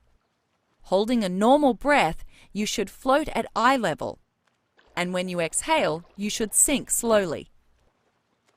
If not, add or remove weight until you do. Once you're there, if you're wearing a full cylinder, add about 2 kilograms or 5 pounds. This is because the air in your cylinder has weight, and you get lighter as you use it up. The 2 kilograms or 5 pounds offsets this weight change. Sometimes a BCD band is too loose and the cylinder starts to slip. If this happens before getting into the water, it's usually simplest to take the scuba kit off and readjust it. If a cylinder comes loose during the dive, it's not usually an emergency because it will stay with the diver. Find some sand or other insensitive bottom and have her turn face down, like this. Loosen the band enough to replace the cylinder. Then tighten and lock it. If it comes loose at the surface, you may be able to re-secure it by having the diver hold on to something while breathing from her snorkel or regulator. It's usually easiest if the diver has no more air in the BCD than necessary to float. If a cylinder slips loose while exiting the water, it is often easiest to ease back into the water, slip the kit off, and then lift it from the water like this. You'll practice taking your gear off in the water at the surface so you can do this. When your snorkel's out of your mouth at the surface, it fills with water. To clear it so you can breathe, blow forcefully like this to blast the water out. You'll hear this called the blast method. After clearing, inhale cautiously and use airway control to breathe past any residual water and blast again to get rid of it. Practice this with your face in the water, which is how you do it when you're keeping an eye on something below, or when in choppy waves that, for practical purposes, mean that your face is always in the water. You switch from your snorkel to your regulator, and your regulator to your snorkel on almost every dive.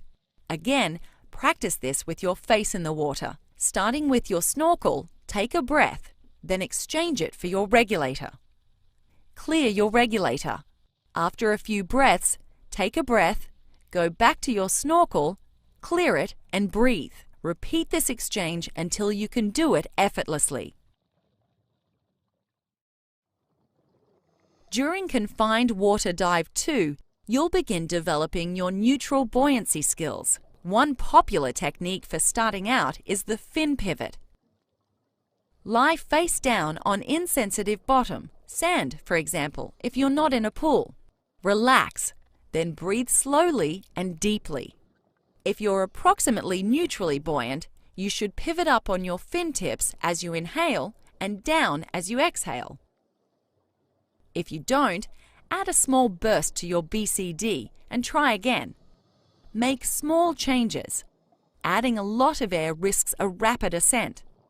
Be patient. When you pivot up and down as you breathe, like this, you're about neutral.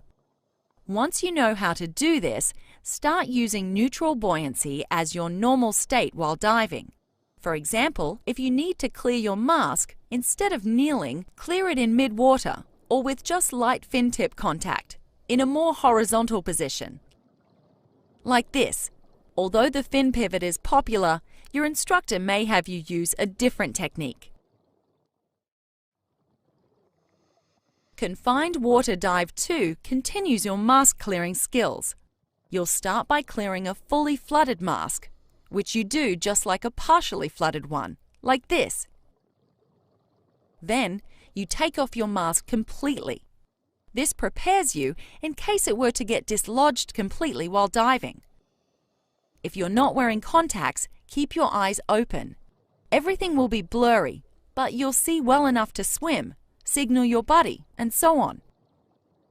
If you find it uncomfortable to breathe with your nose exposed to water at first, block it momentarily if necessary. But with a little practice, you'll be able to breathe without a mask and without blocking it. You'll practice doing this for a minute or more, which is about how long it would take to reach the surface if you lost your mask and couldn't find it. After a minute, put it back on and clear it. Then, check the seal for trapped hair or your hood under it, which would allow an annoying drizzle until corrected. A rare but possible malfunction is for your BCD or dry suit inflator to stick open. Respond by disconnecting it and venting the excess air. To start the exercise, your instructor may simulate the sticking by holding down the inflation button. Immediately disconnect the hose from the inflator, like this. It takes more effort with your regulator pressurized. Push the hose toward the connection, like this, while pulling back on the release fitting with your fingers. If you can't disconnect quickly, get relatively vertical and hold open the exhaust, like this, so you can keep your buoyancy under control while continuing to disconnect the hose. After you're finished practicing, be sure to reconnect the inflator hose. During Confined Water Dive 3, you'll learn to inflate your BCD without low-pressure inflation from your cylinder. You're better able to respond appropriately if you know what it feels like to run out of air. Your instructor will simulate this by closing your cylinder valve while you breathe and watch your SPG. Note that the pressure drops with each breath, and you'll feel breathing become noticeably difficult. When you can't get a breath, signal out of air, and your instructor will reopen your valve. You'll see your SPG return to its previous reading, and you can resume breathing. Good divers know their approximate remaining air at all times. To help you develop this ability, at times your instructor will, without prior notice, ask you to signal your air pressure without rechecking your SPG, after which you'll check together. If you're managing your air supply and monitoring your SPG as you should be within 20 bar or 300 psi. One of the exits you may learn is the ladder exit. This is a common technique when diving from larger boats. Surface near but not too close to the ladder area. If there's another diver ahead of you, don't get right under her. The diver could fall back in, or her cylinder could slip loose. If there's a current, you usually have a line to hang on to until it's your turn. When it is, approach the ladder and grab it firmly. Keep your mask on so you can see above and below the surface, and switch back to your regulator so you can breathe if you were to fall back in. Then, while keeping contact with the ladder, hand up any accessories, then remove and hand up your fins. Some divers slip adjustable fins onto their wrists, like this, so they have them to swim with if they lose their grip and get pushed away by the current. Breathe from your regulator until you're all the way aboard, and immediately take a seat and have a buddy help you get your gear off. Depending upon the boat, the ladder, surface conditions, and your physical characteristics, you may hand up your weights or your entire scuba kit before climbing the ladder. Some divers can't climb ladders at all and use different exit techniques.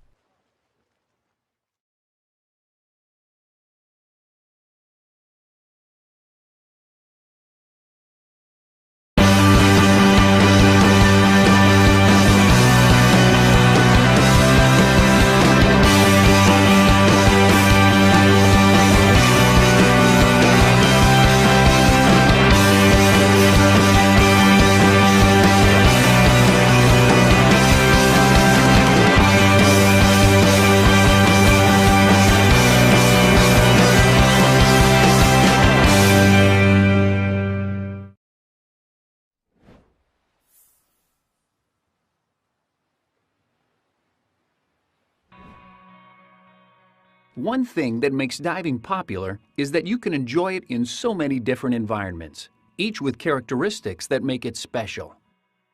Besides coral reefs and temperate ocean, diving's popular in lakes, reservoirs, springs, flooded quarries, rivers, and human-made dive sites. In all of them, 6 environmental conditions affect you as a diver, though how and the extent depend on the environment. In most environments, temperature varies seasonally, but water also tends to form temperature layers, getting colder as you go deeper. The depth at which you find colder water depends on the environment, season, and water motion. What's important is to wear exposure protection based on your planned depth. Visibility can range from just a meter or a few feet to more than 30 meters or 100 feet. It's usually defined as how far you can recognize a diver horizontally. Like a dust storm in air, lots of particles in the water reduce the visibility. Water movement, weather, plankton, and the bottom composition can all contribute to suspended particles and lower visibility. Lower visibility doesn't necessarily mean a poor dive. What you see is more important than how far. But lower visibility can make it harder to stay with buddies, so stay close, take your time, and watch each other. Navigation usually requires more attention, and it's easier to get disoriented while descending and ascending. As you've learned, it's easiest to descend and ascend along the bottom or a line, and this is especially true in lower visibility. But you can use your dive computer to watch your depth if you don't have a reference. If the visibility is so poor that you wouldn't have fun, it's usually best to not make the dive or end it if you've already started.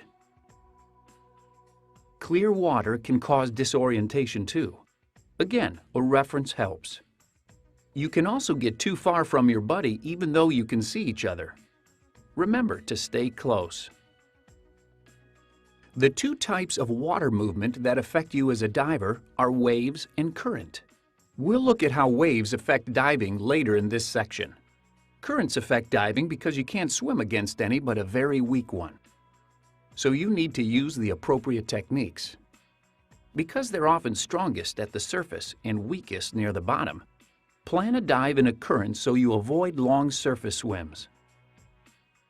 Begin your dive swimming into a mild current. That way, when you turn the dive, the current helps carry you toward your exit point rather than pushing you away from it.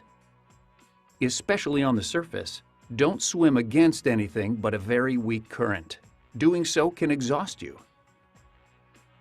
Swim across the current to reach shore, to reach a line trailed behind the dive boat for this purpose, or to get out of the current, depending upon the situation.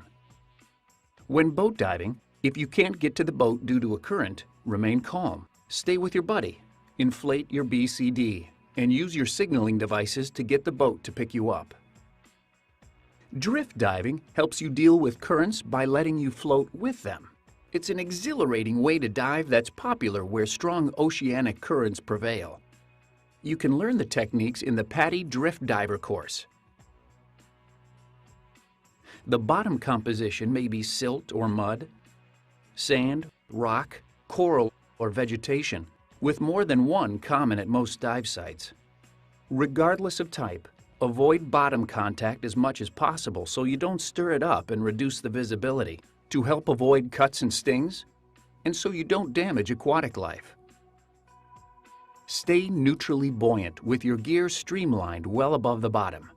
If you must contact the bottom, choose a place without sensitive aquatic life and hazards, and settle onto it gently, ideally with little more than fin tip contact. When you're close to the bottom, watch where you put your hands and feet. When wading in or out during a shore dive, some bottom contact is unavoidable. If necessary where you're diving, wear wetsuit boots to reduce the risk of cuts from rocks or stings from stepping on aquatic life. Wade just deep enough to start swimming. Sunlight affects how much light you have underwater, but it can also cause sunburn, perhaps the most common injury divers get. But it's easy to avoid. Use sunscreen and stay in the shade when you can. Cover up with clothing and remember that you can still burn when it's overcast. Repeated long-term exposure to bright sunlight can damage your eyes, so protect them with good quality sunglasses. There's great diving in both freshwater and saltwater. Your skills apply to both, but a few differences generally apply. Freshwater is less dense and you don't need as much weight, so check proper weighting when going from salt to freshwater or vice versa. Marine environments tend to have more aquatic life and more water motion, waves, currents, and tides. Freshwater environments are more likely to have bottoms that stir up easily and have distinct cold water layers as you go deeper within the recreational depth range.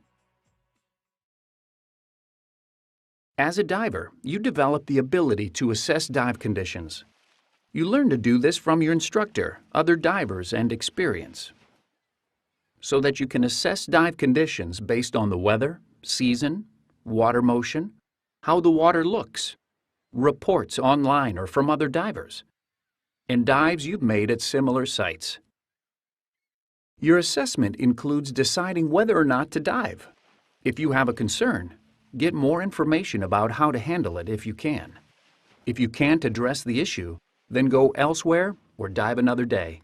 Remember that ultimately, you decide to dive. You are responsible for your own safety, so only you can make the final decision to dive.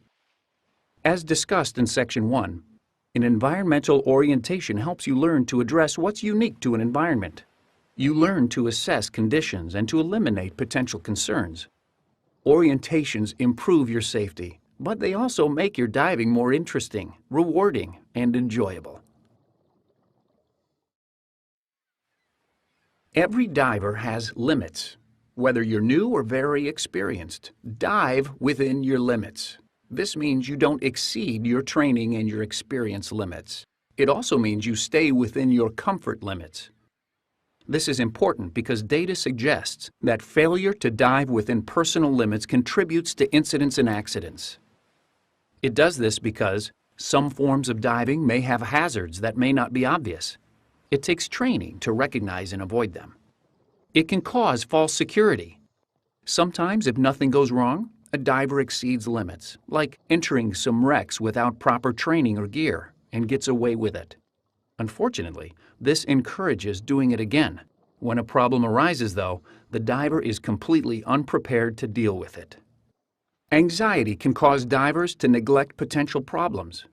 This happens when divers know they've exceeded their limits and focus on that so much it distracts them from other concerns. Expand your limits by continuing your education and gradually gaining experience. Don't let peer pressure influence you to dive beyond your limits or comfort. Suggest a more conservative dive, or dive with another buddy who will dive within your limits. This is not only the better choice for safety, but you'll enjoy yourself more because you can dive with confidence instead of worry. The unique life you see underwater is one of diving's special appeals. It may be your main reason for diving. Most aquatic organisms are fascinating, beautiful, and harmless. As a diver, your interactions can be passive or active. Generally, interact passively, which means leaving aquatic life undisturbed. Swim slowly and smoothly, sensitive to the underwater world around you. The less you disturb, the more you see. Active interactions are those that directly affect aquatic organisms. Some, like touching, moving, or frightening them, are harmful and should be avoided. Some active interactions are reasonable, but more may be harmful, even when that's not what you intend. So keep your interactions passive. Most animals you see are harmless, but a few can injure you. Broadly, we can group these as those that can sting and/or puncture, and those that can bite. Those that can sting or puncture include jellyfish, fire coral and their relatives, spined fish like lionfish and scorpionfish, stingrays, sea urchins, and cone shells. Those that bite include moray eels, sharks, barracuda, octopuses, lobsters, and crab. Most aquatic life injuries result from a diver being careless and provoking a defense reaction. You can greatly reduce the risk of aquatic life injuries by treating all organisms with respect. Stay well off the bottom, wear an exposure suit and gloves if allowed in the area, and watch where you put your hands and feet. Don't touch aquatic animals, particularly those you don't recognize. If you see a potentially aggressive animal, like a large shark, remain still and calm, on or near the bottom. Don't swim toward it, but keep an eye on it. Chances are it's just passing through. But if it appears aggressive or too curious for your comfort, calmly swim to your exit on the bottom and leave the water. Most aquatic life injuries are mild, but can range from annoying to life-threatening. In all cases, give priority to breathing, providing CPR, and controlling severe bleeding as needed. Provide first aid and seek emergency medical care for clearly serious injuries, severe reactions, or those that don't respond to treatment. You learn more about these types of emergencies in the PADI Rescue Diver and Emergency First Response Primary and Secondary Care courses. When it comes to injuries by aquatic life, you normally think of animals, but kelp and other vegetation can have some hazard potential. The primary one is entanglement, so keep your kit streamlined and stay out of dense growth areas. If you get snagged, back up, but don't turn. That tends to make things worse by wrapping it around you. Get your buddy to help free you if necessary. Shore diving is popular and your only option in some places. Begin a shore dive by evaluating conditions and planning the dive with your buddies. Typically, you gear up with everything except your mask, fins, and snorkel. Then, walk to the water and put on your mask and snorkel before you enter. You may wade in and back out. But in some locations, you may enter with a giant stride from a dock and exit up a ladder, or use stairs to and from the water. If you wade in from shore, pay attention to bottom composition and hazardous or fragile aquatic life you might step on. Wearing foot protection may be wise. A common technique is to wade until you reach water deep enough in which to swim and then put your fins on. Then, depending on the dive site, you may descend and swim out on the bottom, or swim on the surface and descend along a float line. Generally, you ascend and exit by reversing these steps. Keep in mind that you can't wade in some environments, so you need to reach water deep enough in which to swim some other way. And when planning your dive, remember to plan to save enough air to use during your exit. Some dive sites require entering through mild surf. As a new diver, this means entering on a gently sloped beach with waves about waist high or less. Understanding water motion principles will help you enter through mild surf. Waves break, that is, form surf, in water slightly deeper than their own height. The bottom drags and then they tip over. So by noting where waves break, you can get an idea of the depth. Waves cause surge and undertow. Surge is a back and forth motion caused by waves passing overhead. The main concern is to not let it push you against rocks or anything hazardous. As you get deeper, surge dissipates. Undertow is water from breaking waves flowing back to sea under the incoming waves. The larger the waves and steeper the beach, the stronger the undertow. The main concern is that it can cause you to lose your balance, but in mild surf, it isn't very strong. Waves usually approach shore at an angle, which causes a longshore current. A longshore current flows parallel to the shoreline and tends to move you downshore during the dive. You can plan for this by swimming into the current during the dive or planning to exit somewhere downshore. Sometimes, waves push over an obstruction that blocks water from flowing back to sea on the bottom. When this happens, the water may funnel seaward through a narrow opening. Past the opening, the flow dissipates. This is called a rip current. Rip currents can be alarming because they carry you away from the shore rapidly, and they're too strong to swim against. Most accidents involving rip currents result from panic, not the current. If you get in one, don't fight it. Inflate your BCD and swim at a sustainable pace across it until you're clear. Then swim back to shore. Some areas may have recommendations specific to local rip currents. A wind blowing from shore can push surface water out to sea. This causes an upwelling, which is deeper water rising to replace the surface water. Upwellings tend to make dive conditions clearer but cooler, so you may need more exposure protection. The moon and the sun's gravities pull on the oceans, causing a slight bulge. As the Earth turns, this causes the tides, a rise and fall in the sea level. Tides cause currents, especially when they flow in and out of a narrow area, affect the depth, and can change the visibility. Tidal changes range from significant to unnoticeable, but they're very predictable. Generally, the best time to dive is at high tide. You can find local tide times and heights online or with an app. If the tide changes are significant, ask a local dive professional for an orientation to local techniques. Now let's look at the techniques you use to enter through mild surf. Start by watching where the waves break and their pattern, so you enter when waves are absent or at their smallest. Enter with everything in place except your fins, breathing from your regulator, and have just enough air in your BCD to float. With your buddy, wade quickly to deeper water. When a wave comes, stand like this for stability, and so your mask and regulator don't get dislodged. If you're using a float, tow it behind you. In water deep enough to swim, pull on your fins and surface swim out.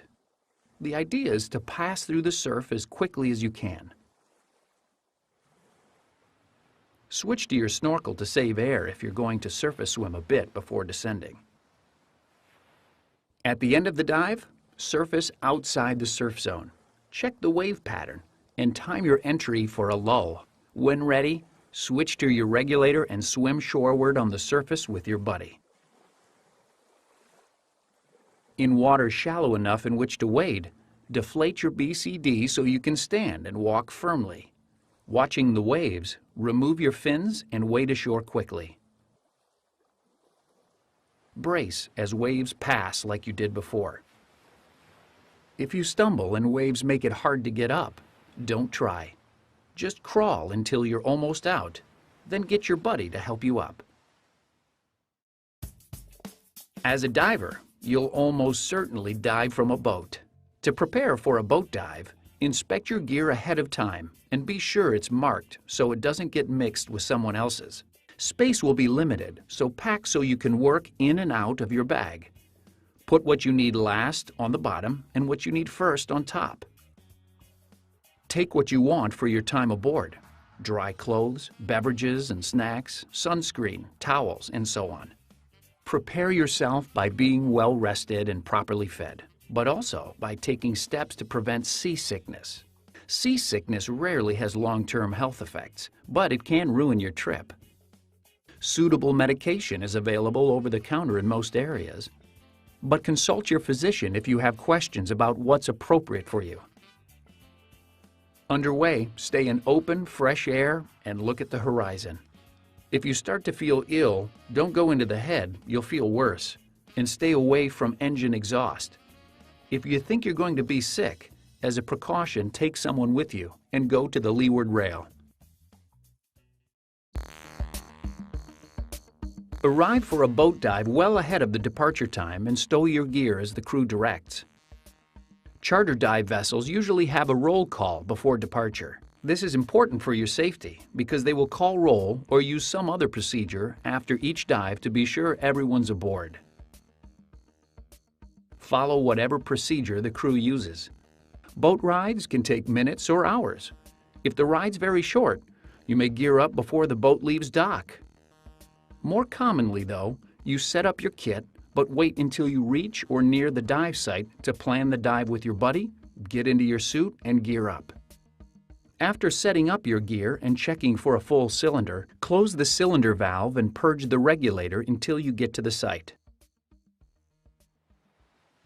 Be careful moving around carrying or wearing gear. It's easy to lose your balance on a rocking boat.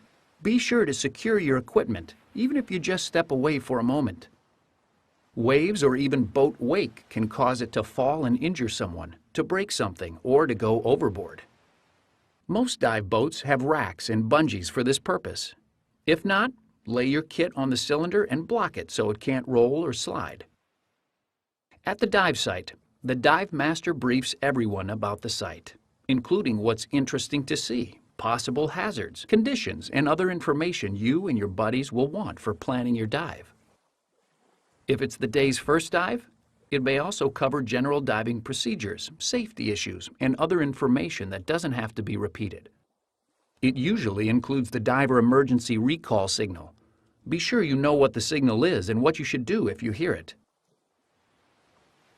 After the briefing, check conditions and the current direction.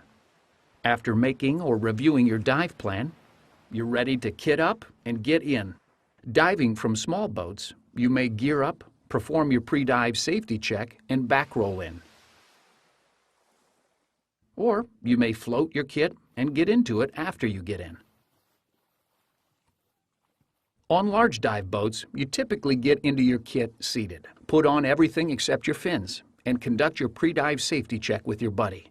Then, go to the entry area and let the dive master know you're ready to go in. Put on your fins, get a buddy or hold on to something for balance, and give the dive master any special equipment you need him to hand you after you're in the water.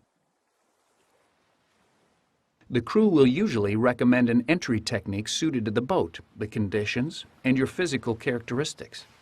The best entry is usually the easiest one. Diving from a boat, depending upon conditions in the depth, you follow a line to the bottom. At many sites, you then follow the bottom deeper to your planned depth, swimming into the current as you already learned. When you or a buddy reaches a time, air, or other limit, you turn the dive and head back. When you reach the line, use it as an ascent reference and make your safety stop next to it, or hang on a bar or separate line many boats put over the side. As you pass under or alongside the boat, stay well away from the boat propellers. Do not approach or get near them, even when the engine is not running. Boat propellers can inflict catastrophic injuries, often fatal, with little warning. So treat them as though they will start turning at full force at any time. After your safety stop, surface in front of or next to the boat. Make yourself buoyant and signal the crew that you're okay. If there's no current, you may surface at the boat's ladder.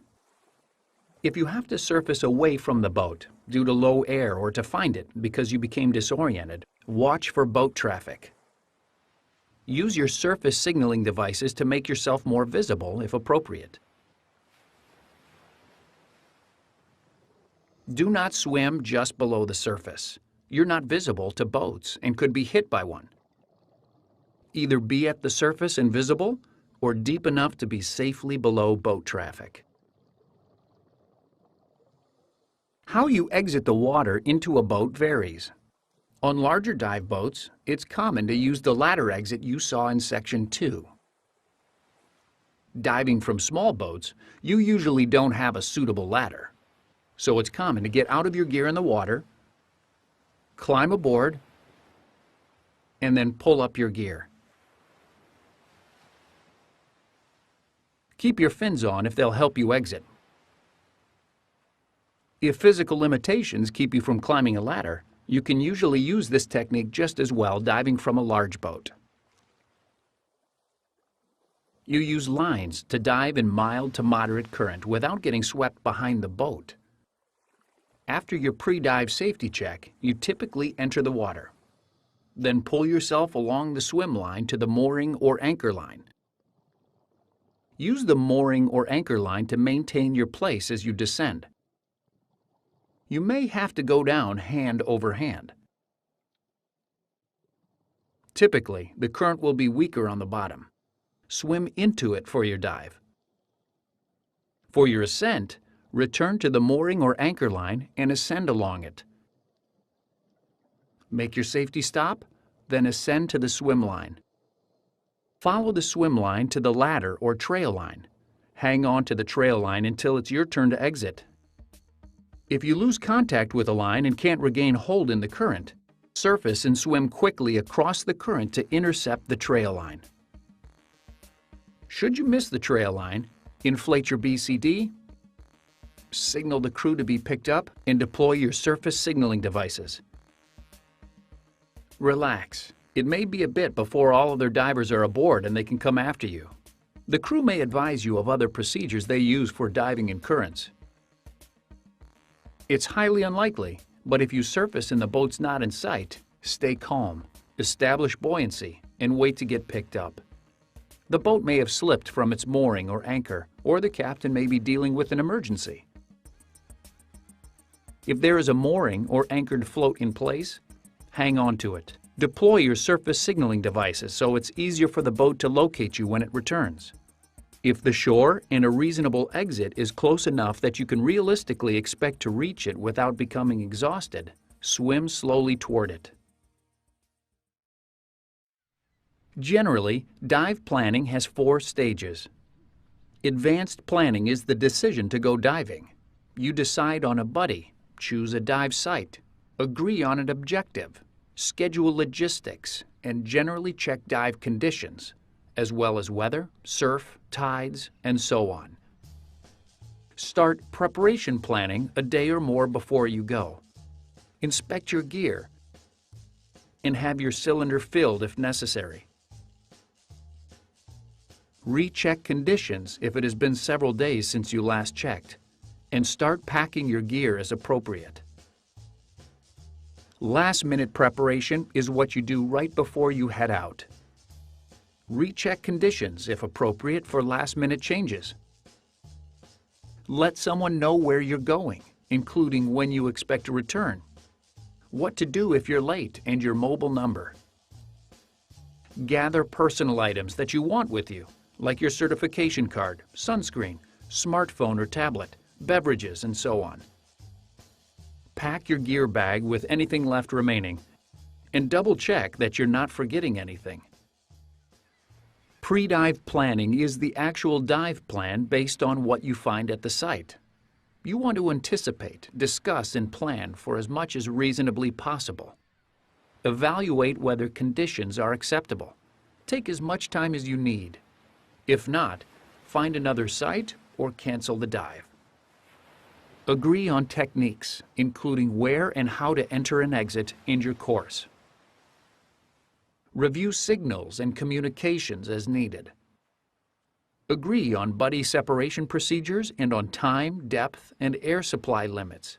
You should also discuss what to do if an emergency arises. The dive planning slate has prompts to help you with pre-dive planning.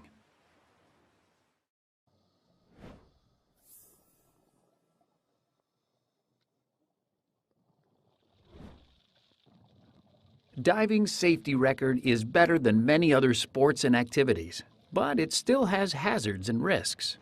You can't breathe water, so common sense tells us that being in and underwater presents some hazards and risks. And you've learned some of the risks associated with breathing compressed air. Much of what you learn as a new diver helps you reduce and manage risk. But like most things in life, you can't eliminate it entirely. To reduce the likelihood of problems, dive within your limits. Stay fit and keep your skills sharp. Follow safe diving guidelines, have the recommended equipment, and do as you've been trained, even when it doesn't seem necessary. Remember that under stress, you tend to do what you do by habit, so maintain habits that help you prevent and deal with problems. You're human, so you will make mistakes. Following proper procedures and having required equipment helps offset this by providing a margin for error. With proper diving habits and equipment, you'll have fewer problems, and the ones you do have will usually be small. You'll be better prepared to handle problems quickly and effectively. The next subsection introduces you to basic problem management. But consider that continuing your diver education expands and refines what you'll learn in this course. For instance, it's recommended that you complete the PADI Rescue Diver and Emergency Oxygen Provider courses, as well as Emergency First Response primary and secondary care training, especially if you plan to dive away from immediate assistance by paramedics, lifeguards, and professional dive guides. Most diver-in-distress situations occur at the surface. You can prevent or control most of these by doing what you've been taught, diving within your limits, relaxing while you dive, and establishing and maintaining positive buoyancy when you're on the surface. If you have a problem on the surface, immediately make yourself buoyant. Inflate your BCD or drop your weights. Stop, think, and then act. Ask for help if you need it. That often avoids a small problem becoming a big one. If you need to help a diver at the surface, you have to recognize that he needs help and his state of mind. Divers who are in control, not panicked, usually signal or ask for assistance. They appear relatively relaxed and move with controlled, deliberate actions. They usually respond to and follow instructions, keep their gear in place, and make themselves buoyant. Divers out of control, panicked, act instinctively out of fear instead of using deliberate, controlled actions based on their training. They will struggle violently and expend tremendous energy staying at the surface, even until becoming exhausted. They typically don't establish buoyancy, but will climb on anything or anyone to keep from sinking. They reject their masks and mouthpieces, have wide, unseeing eyes, don't follow instructions, and have quick, jerky movements. Panicked divers need immediate help because they may struggle until exhausted, then be at risk of sinking and drowning. Follow 4 steps when you help another diver. First, establish buoyancy for yourself and the diver. Ideally, throw or extend something that floats. If you must make contact to help, first make yourself buoyant, then inflate his BCD or drop his weights. Second, calm the diver by reassuring him. And third, help the diver establish breathing control. Have him breathe slowly and deeply to encourage relaxation. If possible and appropriate, give him a chance to recover before doing anything else. Finally, assist the diver to the boat or shore. Even divers in control may need help due to leg cramps or other problems. You'll practice diver toes during training. An unresponsive diver at the surface may have inhaled water, blacked out due to fatigue and exhaustion, had a heart attack, suffered a lung overexpansion injury, or have some other serious condition. He needs immediate help. The primary concerns are to check for breathing and to begin rescue breathing if it's needed. A diver who's floating face down at the surface may be resting or watching what's underwater, but he could be unresponsive. Good buddy communication avoids confusion, but check responsiveness if a diver floats motionless like this for more than a few moments. Assume a diver who floats in an odd position or who panics and then stops moving to be unresponsive. To assist an unresponsive diver, establish buoyancy for yourself and the victim. Call for help to the boat or shore.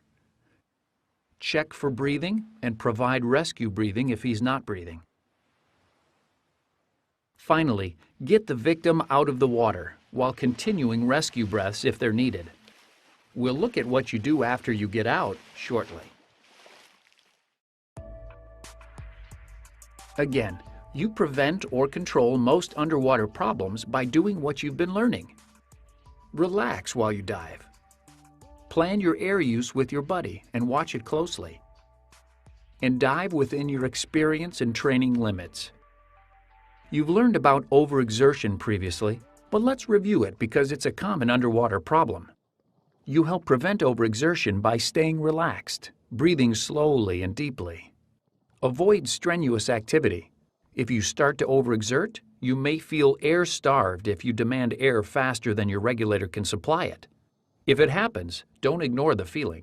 Remember that you stop, hang on to something that you wouldn't harm if you can, like a piece of dead coral in this case. Relax, breathe slowly until you catch your breath, then continue at a reduced pace, or abort the dive if necessary. Your scuba regulator is designed so that if it fails, it free flows like this, rather than cutting off your air. You can breathe from a free-flowing regulator, but don't seal your mouth on it. Partly because there's some risk of lung overexpansion injury if the flow's high, but mainly because it may come out of your mouth or flood your mask. Instead, press it to the outside of your lips like this, letting the excess escape.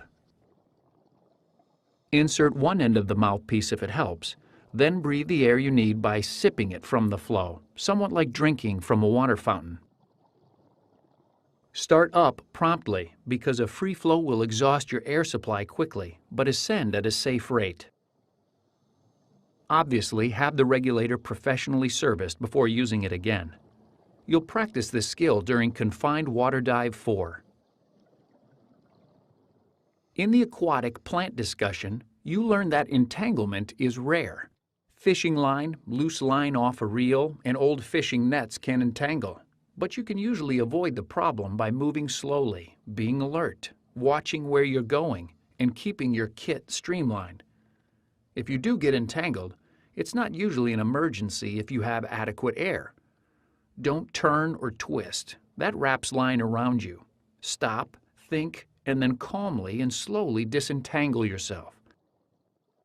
Get your buddy to help, and if you're severely entangled or low on air, carefully use your cutting tool if that's faster.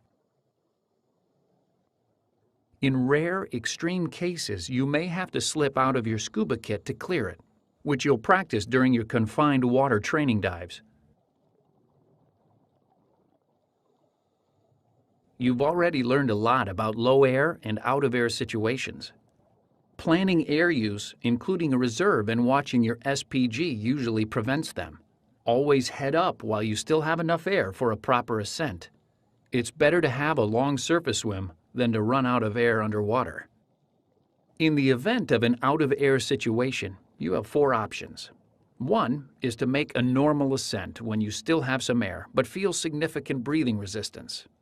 You get more air as the surrounding pressure drops, so breathe lightly and make a controlled, continuous ascent, no safety stop, to the surface. An alternate air source ascent is your best all-around choice. You're already familiar with this and you practice it many times during training. If you're not as close to your buddy as you should be, have no independent alternate air source, and are 6 to 9 meters or 20 to 30 feet or shallower, a controlled emergency swimming ascent, or CESA, is another response. Simply look up and swim to the surface, making an ah sound to assure that you exhale to avoid lung overexpansion injury. You will learn this first by swimming horizontally in confined water with your instructor. Ascend at a safe rate. Keep your regulator in your mouth and keep all your gear in place. You'll learn more in the Your Skills as a Diver section. You would use a buoyant emergency ascent if you were too far from your buddy, had no other alternate air source, and were so deep that you don't think you'd make it to the surface any other way. Ascend just as in a controlled emergency swimming ascent, except drop your weights. You'll exceed a safe ascent rate, but that's better than staying on the bottom. Make an ah sound and flare out your arms and legs as you near the surface to slow down. When you reach the surface in any out-of-air situation, your low-pressure inflator won't work. If necessary, establish buoyancy by dropping your weights or inflate your BCD orally. An unresponsive diver underwater is a serious emergency. The priority is to get the victim to the surface. Use her BCD or drop her weights if necessary. Hold her regulator in if it's in place, but if not, don't waste time putting it back. Ascend at a safe rate, keeping yourself safe because you can't help someone if you're in trouble. If you lose control of the victim, let her rise to the surface ahead of you. At the surface, follow the procedures you saw earlier. Unresponsiveness is unconsciousness or being unable to respond or act coherently. Near drowning, pressure-related injuries, and medical conditions like a heart attack can cause difficulty breathing, unconsciousness, unclear thinking, visual problems, paralysis, chest pain, lowered alertness, cardiac and respiratory arrest. Once out of the water, your priorities for helping someone who is or was unresponsive are: assure breathing. Keep the airway open. Continually monitor breathing. Provide CPR if necessary. Contact emergency care. First, the local emergency medical system, then the local diver emergency service like the Divers Alert Network if there is one for the area. Keep a breathing, unresponsive diver lying level with his left side down. If the victim becomes responsive, keep him lying down. Administer emergency oxygen and maintain his temperature by protecting him from heat or cold. Continue providing care until emergency medical help arrives. If you can't accompany the diver to medical care, write down as much information about the dive and the diver as possible. This isn't an accident report, so provide only information like the dive profile, the emergency care provided, emergency contact information, and known medical conditions. Write only facts. Don't speculate or guess. Anyone who has been unresponsive underwater or in water should have a medical examination. Some conditions, like near drowning, can have serious delayed effects that are potentially fatal. These can occur more than 24 hours later, even in someone who appears fully recovered.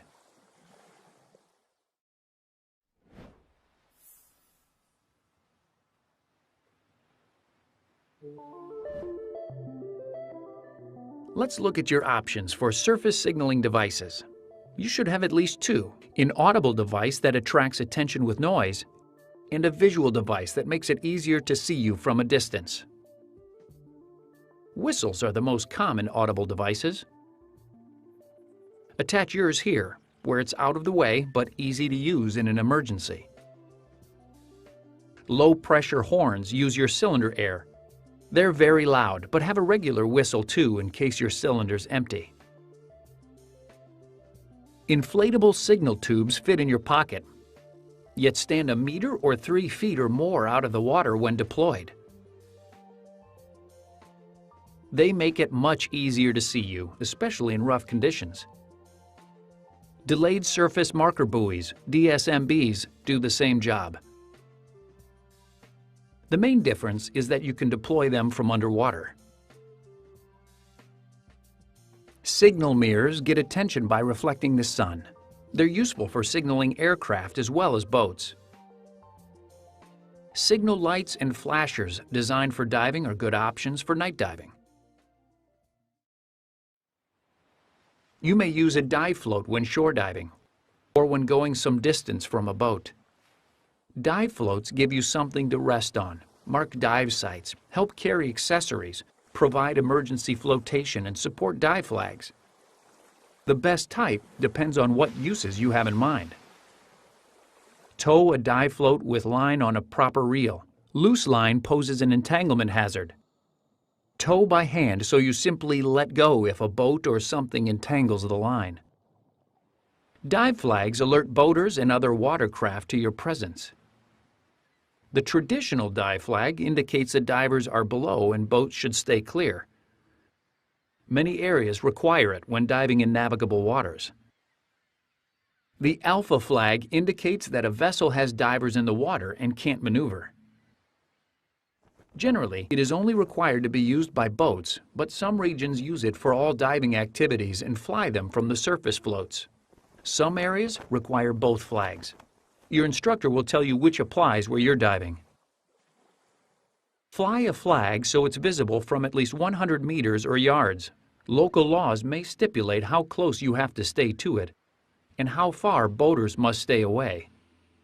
If not, the general rule is for divers to stay within 15 meters or 50 feet and boaters to stay 30 to 60 meters or 100 to 200 feet.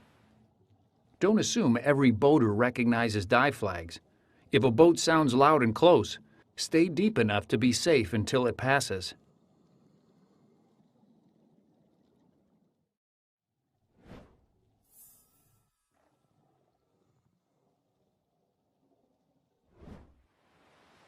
You've seen several entries you may learn during the course. Another you may learn is the seated back roll. It's useful from small boats and swim steps that are close to the water. After your pre-dive safety check, sit at the edge, facing away from the water with your cylinder out over the surface, like this. Partially inflate your BCD. Breathe from your regulator and hold your mask. After your buddy confirms the area is clear, tuck your chin and lean back until your weight naturally rolls you in. Hold your mask until you bob back up. Then signal you're okay and clear the area for your buddy's entry. Besides dropping weights in an emergency, you need to be able to remove and replace your weights to make adjustments or for some entry and exit methods. Your instructor will show you the appropriate technique for your equipment, but here are some points that may apply to most systems. When removing weights, be careful not to drop them. Your buddy may help you, or you may hand them to a boat crew or someone on a dock.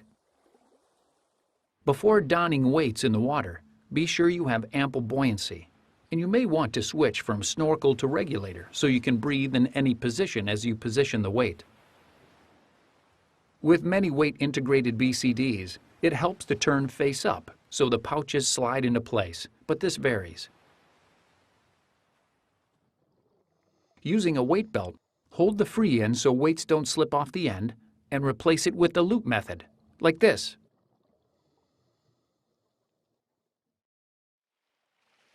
Cramps are painful involuntary muscle contractions.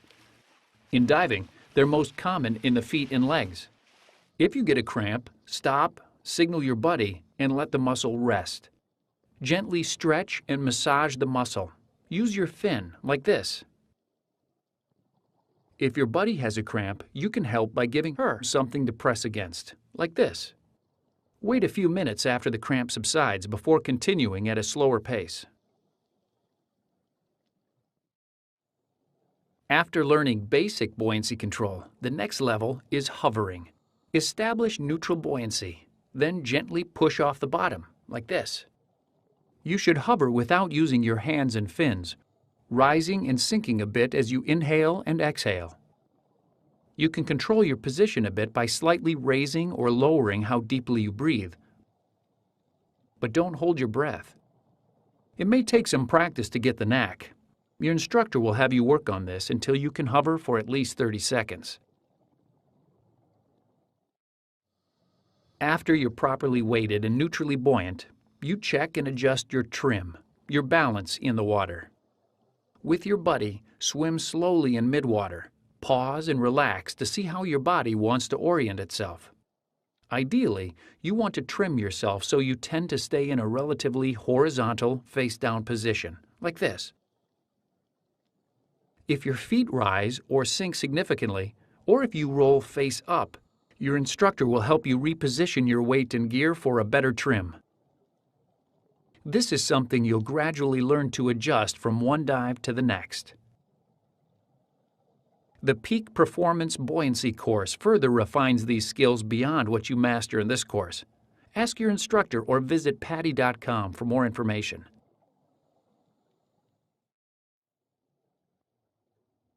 Once you've experienced air depletion and practiced alternate air source use, you'll put them together.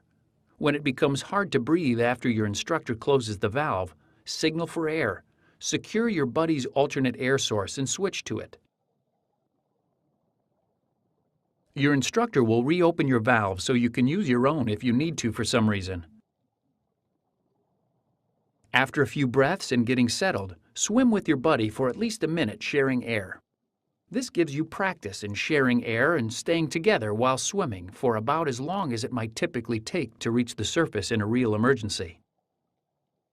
Your instructor will have you finish by actually ascending to the surface.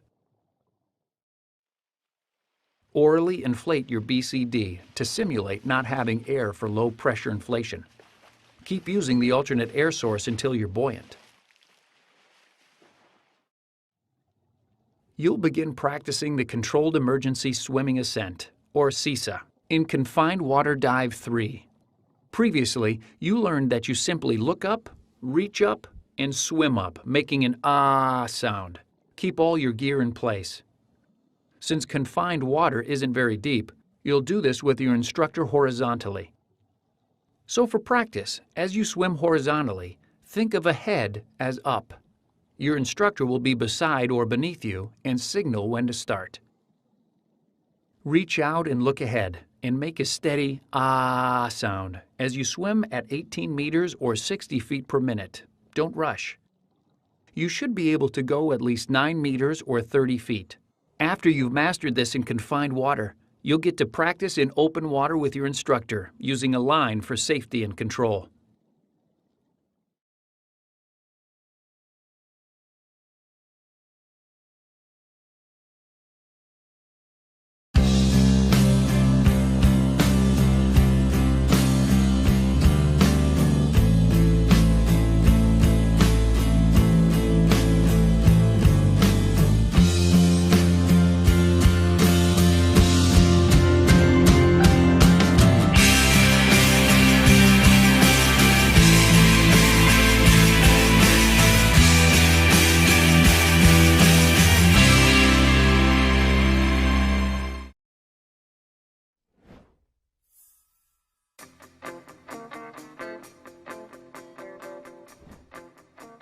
You use mesh utility bags as multi-purpose containers for bulky stuff that's hard to hang on to underwater. You'll use them for tasks like underwater cleanups, or project-aware dive against debris activities, or carrying small loose items on a dive.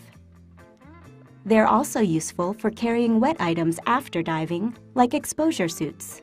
See your local dive center for choices best suited to what you have in mind. An important point: hand carry a loaded mesh utility bag while diving so you can let go of it if it tangles or weighs you down. You use a slate or wet book for communication, writing down dive information, and so on. You can choose from different sized slates. Pick one you can pocket easily. Wet books use waterproof paper and offer more room for writing. Most are about this size, and because they flex, fit comfortably in exposure suit thigh pockets.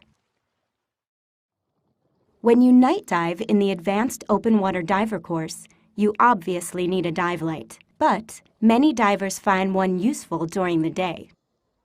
Larger lights are more powerful and have longer burn times, though technology advances have made even the larger lights more compact. Ask your dive professional for assistance in choosing different battery, power, and size options. After choosing a light, you'll want a clip so you can attach it to your BCD, and a wrist lanyard so you don't lose it in use.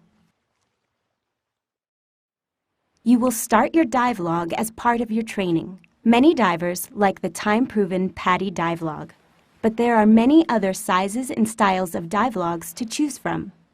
Also, you can go with an online, tablet, or PC e-log. Many dive computers download to programs like these, making logging convenient.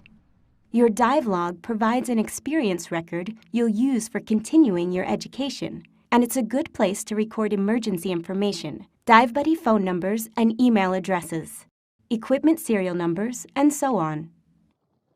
For each dive, you want to record the date, dive site, depth, duration, buddy name or names, and usually your objective, and some notes or a description of anything significant that happened. Your log also provides a resource for sharing information with others at Scuba Earth and on other online sites. Dive planning software helps you plan your air use and determine your allowable dive times. The most popular versions operate in your smartphone or tablet, though you can get personal computer programs. Some versions interface with your dive computer and also include e-log functions.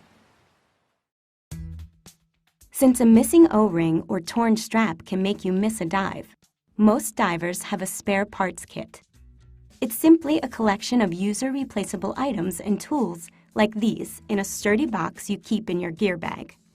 In setting up your spare parts kit, start with these basics, but choose a box somewhat larger than you need. As you gain experience, you'll add to the kit. So leave some space for these, but don't overload it with things you don't actually use.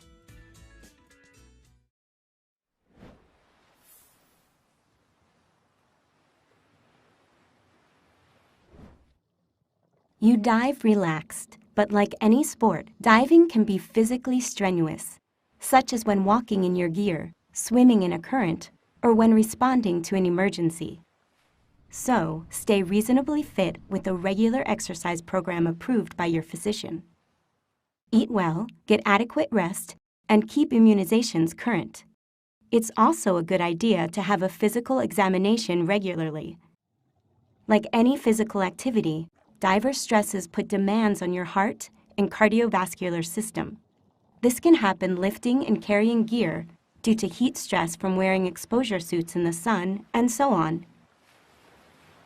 These factors can cause heart attacks in predisposed individuals, and they can be issues for other cardiovascular conditions. If you have or may have increased cardiovascular risk, be sure to discuss it with your physician. Never use alcohol or tobacco prior to diving. If you drink, use moderation the night before diving. Some drugs can create problems while diving, so be cautious and consult your physician if you're unsure whether you can use a particular drug. You want to be in good physical health when diving. If you feel ill, cancel the dive. Dive again when you're well, and as you've already learned, don't use medications to eliminate symptoms and dive while you're sick. Diving is supposed to be fun, and you enjoy it by diving when healthy. Like in any activity, you keep your dive skills and knowledge sharp by using them and by diving regularly. If you can't get to open water, practice in a pool with a buddy. Staying up to date includes interacting with other divers and online communities like Scuba Earth because it helps you keep up with current trends and practices. If you go more than 6 months without diving, see your PADI instructor about refreshing your knowledge and skills in the Scuba Review program. Continuing your diver education is a great way to stay sharp because you use existing skills while developing new ones. You can do this in the PADI Advanced Open Water Diver course, specialty diver courses, and other programs that expand your experience and qualifications. Most recreational diving uses air as a breathing gas. Air is actually a mix of gases. Practically speaking, it is 21% oxygen and 79% nitrogen. We'll look at 4 issues that relate to breathing air underwater: oxygen toxicity, contaminated air, decompression sickness, and gas narcosis.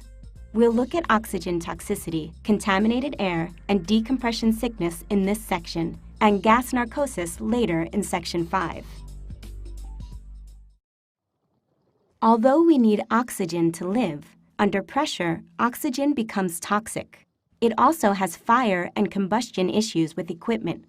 When using air within recreational depth limits, though, neither of these are significant issues.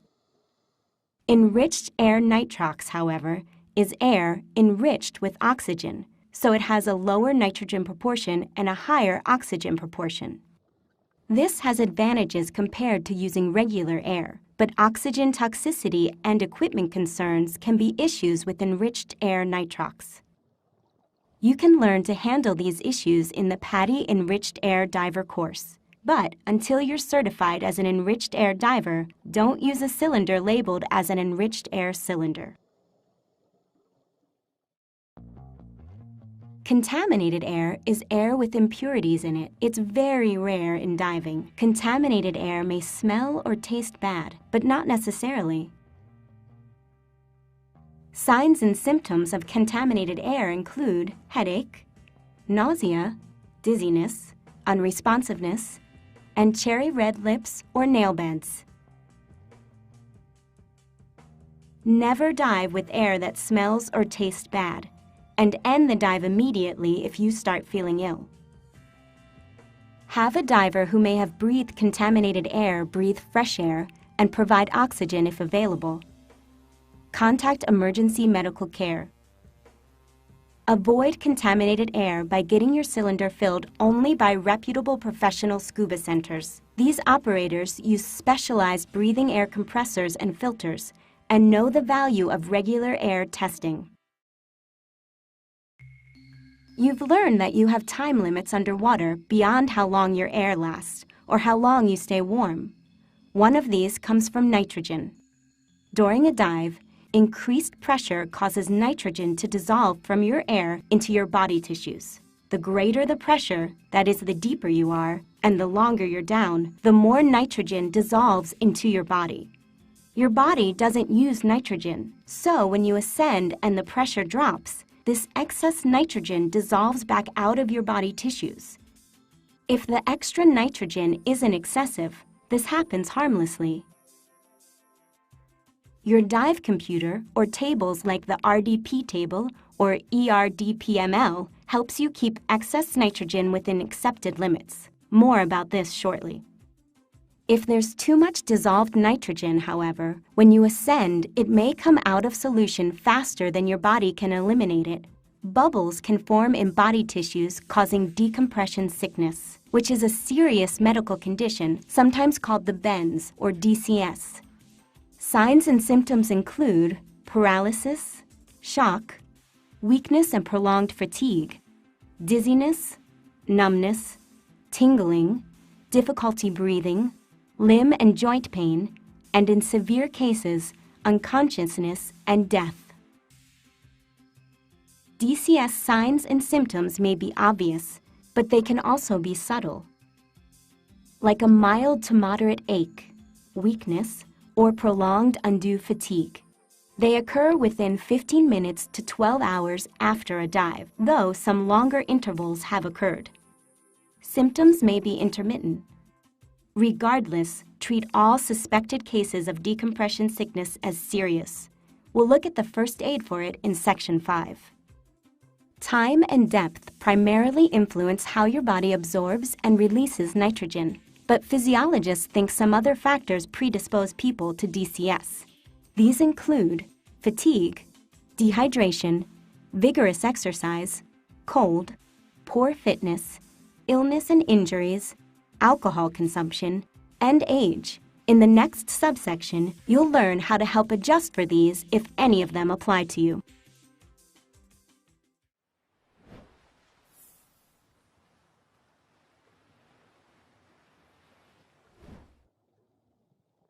To keep the risk of decompression sickness very low, we need to keep excess nitrogen levels within accepted limits.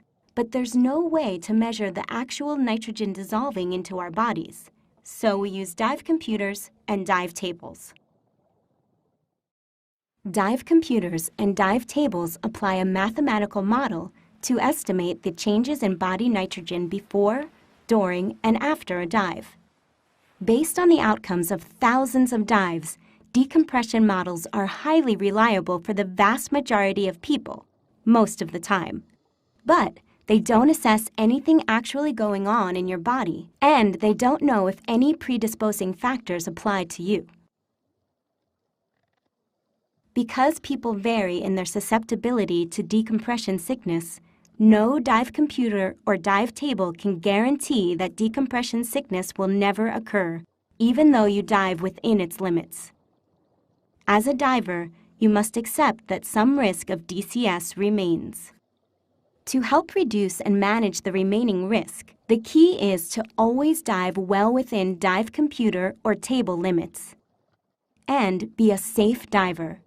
Slowly ascend from every dive, no faster than 18 meters or 60 feet per minute, or slower as specified by your computer. Make a safety stop at 5 meters or 15 feet. All of these practices help keep you well within the model's predications. As a recreational diver, you always make no-stop dives. This means that at any time during a dive, you could ascend directly to the surface if you had to. To do this, you stay within your computer's no-stop limits, which you can access before the dive for planning. The deeper you dive, the faster you absorb nitrogen. So as you can see, the no-stop limits get significantly shorter as depth increases. Times differ slightly with different models, but these are typical. During the dive, your computer updates your no-stop time based on the time you spend at each depth. Your remaining time will be shortest at your deepest point, but it increases as you ascend because nitrogen absorption slows. Diving so you get more time by ascending to a shallower depth is called multi-level diving. This is one of the big advantages of dive computers. Tables base your time limit on your deepest depth, even if you don't stay that deep the whole dive, which is often not the case. Note that the exception to this is the ERDP-ML, which lets you plan multi-level dives. Let's look at how your limits might change during a typical dive. These divers want to dive to 18 meters or 60 feet, explore a bit, then gradually work their way upward so they stay well within no-stop limits and have 50 bar or 500 psi air left when they surface. During pre-dive planning, they scroll their no-stop times. Their computers show 140 minutes no-stop time at 12 meters or 40 feet, and 55 minutes at 18 meters or 60 feet. They decide they will descend to 18 meters or 60 feet, then start back up at 30 minutes. The dive goes as planned. After half an hour at 18 meters or 60 feet, their computers show 25 minutes no-stop time remaining. They head upward along the reef and level off at 12 meters or 40 feet. their computers show 83 minutes no stop time. This is a lot more time than they had at 18 meters or 60 feet, but their bodies have absorbed nitrogen, so it's less than the 140 minutes they had before diving. However, it's more no stop time than they have air, so they end the dive with enough air to ascend, make a safety stop, and surface with a 50 bar or 500 psi reserve. Dive computers and tables' ascent rates are part of their calculations, so stay within these rates. Safety stops are not required for surfacing within model limits, but you make them for added conservatism well within limits. In an emergency, like an out-of-air situation, you would omit the stop, but otherwise make it. If you accidentally exceed a no-stop limit, on the other hand, you must make a decompression stop. In this case, you need the stop to release excess nitrogen before surfacing. Without the stop, you would exceed model limits and have an unacceptable decompression sickness risk. You'll learn more about emergency decompression stops in Section 5. After a dive, your no-stop times are shorter than before the dive. This is because your body still has excess nitrogen from the previous dive. We call the nitrogen from a previous dive residual nitrogen, and a dive made while you still have residual nitrogen, a repetitive dive. When you make a repetitive dive, your no-stop limits are shorter because you already have nitrogen in your body. Your computer must account for this residual nitrogen as well as what dissolves into your body on the repetitive dive. You have to wait several hours without diving, usually 12 or more, before body nitrogen levels return to normal. After that, a dive isn't considered a repetitive dive. Although you still have nitrogen in your body after a dive, during a surface interval between dives, the nitrogen levels decline. As a result, the longer the surface interval, the more no-stop time you have on a repetitive dive. Your computer calculates your theoretical nitrogen levels continuously, so it is important that you use the same computer for all dives throughout the day. It remembers your residual nitrogen, so don't share or trade computers, and don't turn it off. Most models won't let you anyway. If you don't dive with the same computer continuously, it can't accurately calculate theoretical nitrogen. Diving without using the same computer for all dives greatly increases your risk of decompression sickness. And follow any additional manufacturer recommendations regarding the use of a computer for repetitive diving. Before using your dive computer, read the manufacturer literature completely. Dive computers vary in their features and layout, but as a minimum, virtually all tell you your no-stop limits before a dive.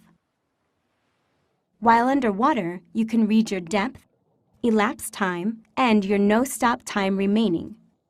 An ascent rate indicator guides your ascent speed, and emergency decompression information comes up if you accidentally exceed a no-stop limit. Between dives, you can read your surface interval time and recall previous dive information. When you're ready to plan your dive, you activate it by pressing a button or touching contacts like this. With your buddy, agree on a maximum depth and time based on the scrolled no-stop limits. Remember that repetitive dives have shorter no-stop limits, and that shallower dives and multi-level dives have longer ones. Plan a maximum time and your air use limits. You often have far more no-stop time than your air will last. You turn the dive based on whichever limit you or your buddy reaches first: time, air supply turn point, or remaining no-stop time. You may want to note these on a slate to reference during the dive. There are 6 guidelines to follow while diving with your computer. 1. Dive the plan. Don't go deeper or stay longer than planned just because your computer will let you. 2. Stay well within computer limits. Never let your remaining no-stop time get close to 0.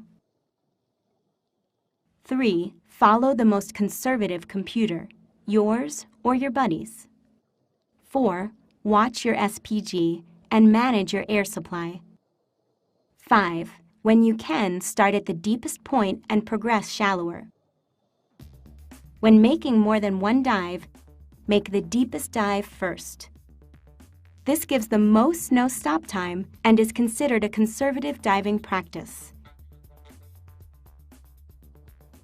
And 6. Ascend slowly within your computer's ascent rate and make a safety stop. Dive computer failure is very rare. Most self-check and confirm adequate battery power when activated. If one fails during a dive, however, you have 2 options. The first is to ascend, make a safety stop, and end the dive. By diving well within limits, you should be within acceptable theoretical nitrogen limits. If you have 2 computers and have been diving with both of them, your second option is to continue the dive with the working computer. If your computer fails between dives and you've been diving with 2, you can make another dive using the one that works. If you've been diving with one computer and it fails, you may be able to continue diving by using your time and depth information with dive tables, a depth gauge, and timer. Otherwise, you need to wait 12 hours before diving again with a working computer.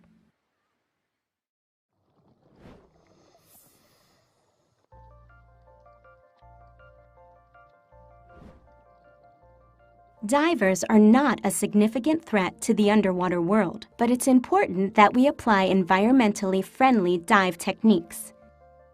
Diver damage is inconsiderate. Other divers want to see the natural beauty and cultural heritage you see. It can also add to the problems where pollution already stresses the environment. More importantly, as a diver, you have a role as the underwater world's ambassador, and how you dive sets an example. Divers see the underwater world firsthand and are often the first witnesses to problems.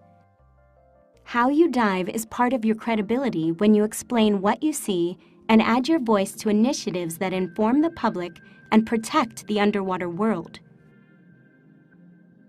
You can also take direct actions, such as participating in cleanups, removing invasive species, or collecting data for scientists.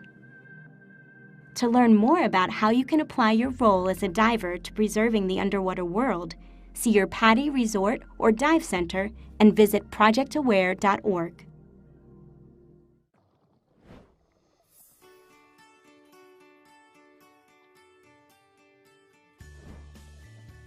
A skill you'll learn is how to put on your scuba kit at the surface.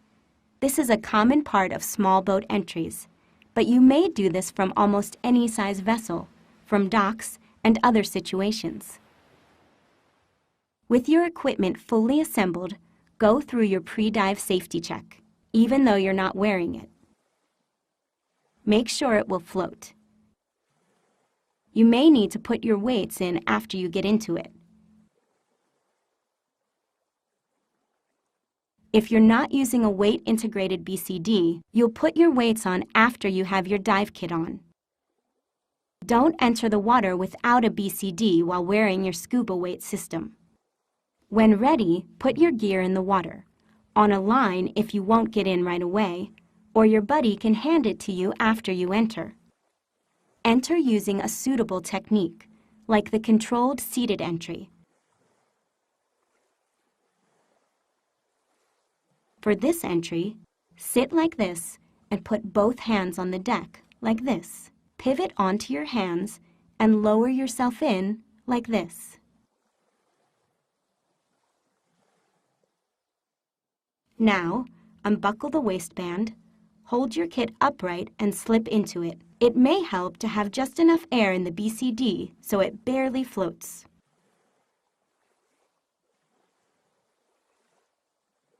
Another technique is to sit on your rig, like this. Stick your arms in and then slip forward so it rides up into place.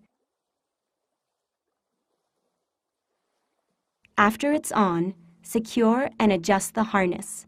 Then put on your weight system if it was too heavy to put on before. Once your buddy's in his kit, finish the F step.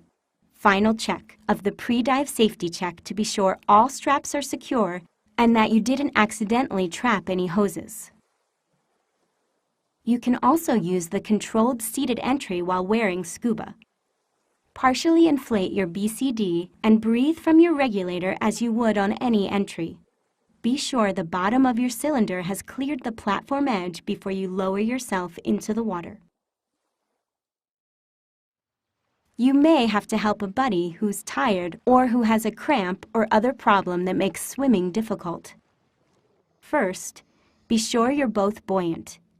Use the cylinder valve toe for short distance tows, like this. For longer distances, the tired diver push lets you see where you're going. Put the diver's feet on your shoulders and your hands on his knees, like this, and swim at a slow, steady pace. This skill combines your neutral buoyancy skill with descending, swimming and ascending just as you will in open water. You'll pretend that the bottom, or an area, is fragile, like coral, and avoid contact with it.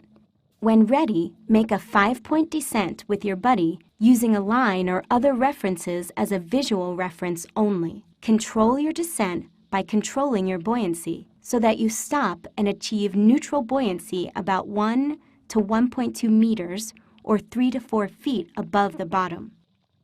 Then, control your buoyancy and swim without touching the bottom. Control your movements, not just your buoyancy. Learn to only make contact with something when you intend to. Return to the reference line and make a 5-point ascent using it as a visual reference only, again without touching the bottom. If you lost your mask and couldn't recover it, you'd have to end the dive without it. The no mask swim lets you practice this. Remove your mask and make buddy contact. Keep your eyes open if you can, but close them if you're wearing contacts. Swim at least 15 meters or 50 feet, equalizing your ears and controlling your buoyancy with your buddy assisting. Concentrate on breathing through your mouth. If you get a little water in your nose, exhale through it. After completing the swim, replace and clear your mask. In Section 3, you learn that you can breathe from a free-flowing regulator. To simulate a free flow, you or your instructor will depress the purge button. Remember to hold the mouthpiece against your lips, like this. Don't seal your mouth on it, but you can insert one side if it helps.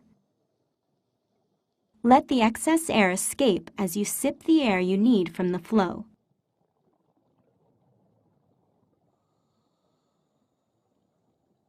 After practicing, check your SPG. You may be surprised at how much air you used. This shows that it's important to start your ascent promptly when breathing from a free-flowing regulator. If you have to disconnect your low-pressure inflator, you can orally inflate your BCD underwater to control your buoyancy. Hold the inflator or deflator in your left hand like this. Take a breath from your regulator, then blow a third to half your breath into your BCD, like this, and save enough to clear your regulator.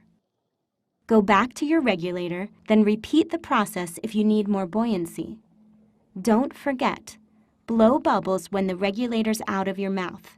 After establishing neutral buoyancy, hover for 60 seconds using breath control and making small adjustments as needed.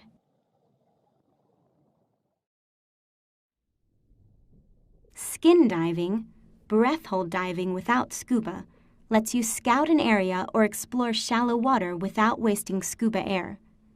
You can also skin dive where scuba diving isn't available. Proper breathing helps you hold your breath longer. Relax and breathe from your diaphragm. The practice of hyperventilation, breathing deeply and/or rapidly before holding your breath, was once common, but is no longer preferred because if not done properly, It may cause you to lose consciousness underwater, which can cause drowning. Relaxed diaphragm breathing will help you hold your breath longer. When you return to the surface after a breath hold dive, breathe normally from your diaphragm. A strong exhalation after surfacing from a long breath hold can cause you to become faint. Relax for several minutes while your body oxygen and carbon dioxide levels return to normal. If you feel dizzy or lightheaded, or feel tingling in your hands, arms, or feet, stop diving down. Rest. Relax and breathe at the surface until you fully recover.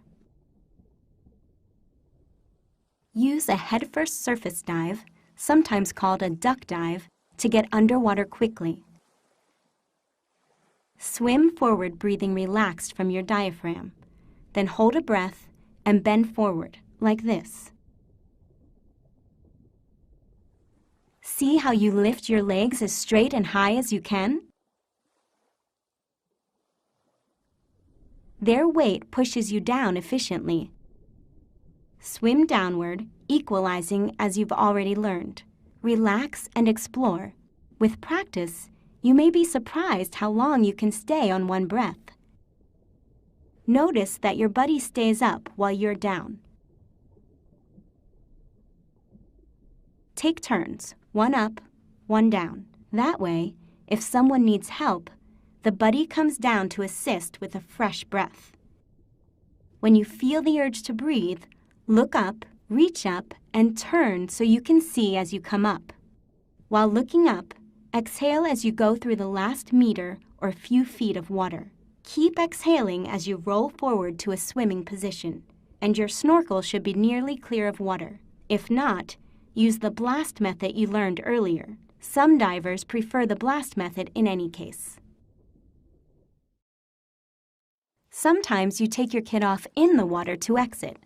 Inflate your BCD, then remove and hand up your weights.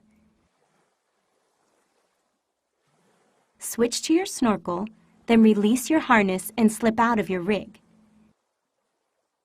It may help to only inflate the BCD enough for your rig to float. Keep all your other gear in place. Then hand up your kit or tie it to a line. If you're exiting without a ladder, like onto a small boat or low dock, push up with your arms and kick to raise yourself. Twist into a seated position like this. Or lower yourself onto your chest and roll over like this. Once out, lift your kit from the water.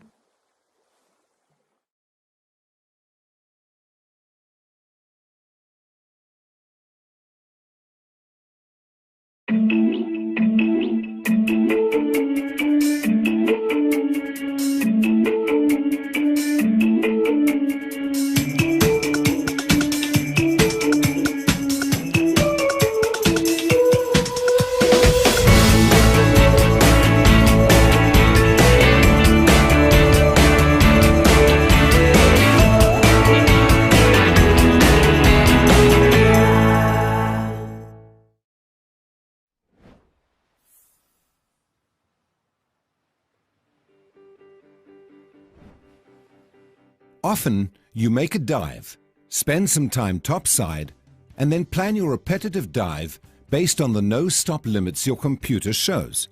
But not always. Sometimes, you know how deep and long you want both dives to be, so instead you plan how long to wait between them. This is called finding a minimum surface interval. Imagine you and your buddy are diving on a wreck. Your first dive was to 18 meters, or 60 feet, for 40 minutes, and you plan to make a second to 15 meters, or 50 feet. You want to dive for 45 minutes, and based on experience, you know you have enough air to do that. Make a safety stop and surface with an adequate reserve. To stay well within limits, you agree your computer should show at least 50 minutes no-stop time before you start. So, how long do you have to wait after diving 18 meters or 60 feet for 40 minutes to have 50 minutes no-stop time at 15 meters or 50 feet? One way to find out is to simply scroll your no-stop limits periodically until your computer shows the time you want. This sounds imprecise, but as you gain experience, you get a feel for how much no-stop time you gain during surface intervals. A second way is to use your dive computer's plan mode. Not all computers have this feature, but with some, after a dive, you can enter surface intervals and depths, and it shows the no-stop times. See the manufacturer literature or your instructor about this feature. You can also use a dive planning app, the RDP table, or the ERDPML, to find minimum surface intervals. These won't exactly match your dive computer, but it will give you a good approximation of how long you'll be at the surface. When planning, scroll your computer's no-stop times to confirm you have the time you want. The decompression models used in dive computers and tables are based on diving at sea level. You are under less pressure when you are higher up, so flying after diving and diving at altitude can increase decompression sickness risk. To address this, the dive medical community recommends waiting at least 12 hours before flying after a dive. If you make more than one dive or dive several days in a row, wait at least 18 hours. Flying after diving recommendations change periodically. Follow the current recommendations. You need to use altitude diving procedures for sites at 300 meters or 1,000 feet elevation or higher. You set some computers for altitude and some automatically adjust. See the literature for yours. With most dive tables, you use a special table that converts your actual depth to theoretical depth that adjusts for the pressure difference. Your instructor will help you with these options if you'll make your open water dives at altitude.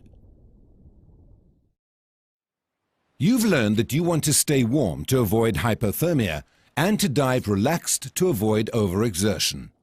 Getting cold and strenuous activity may also increase decompression sickness risk.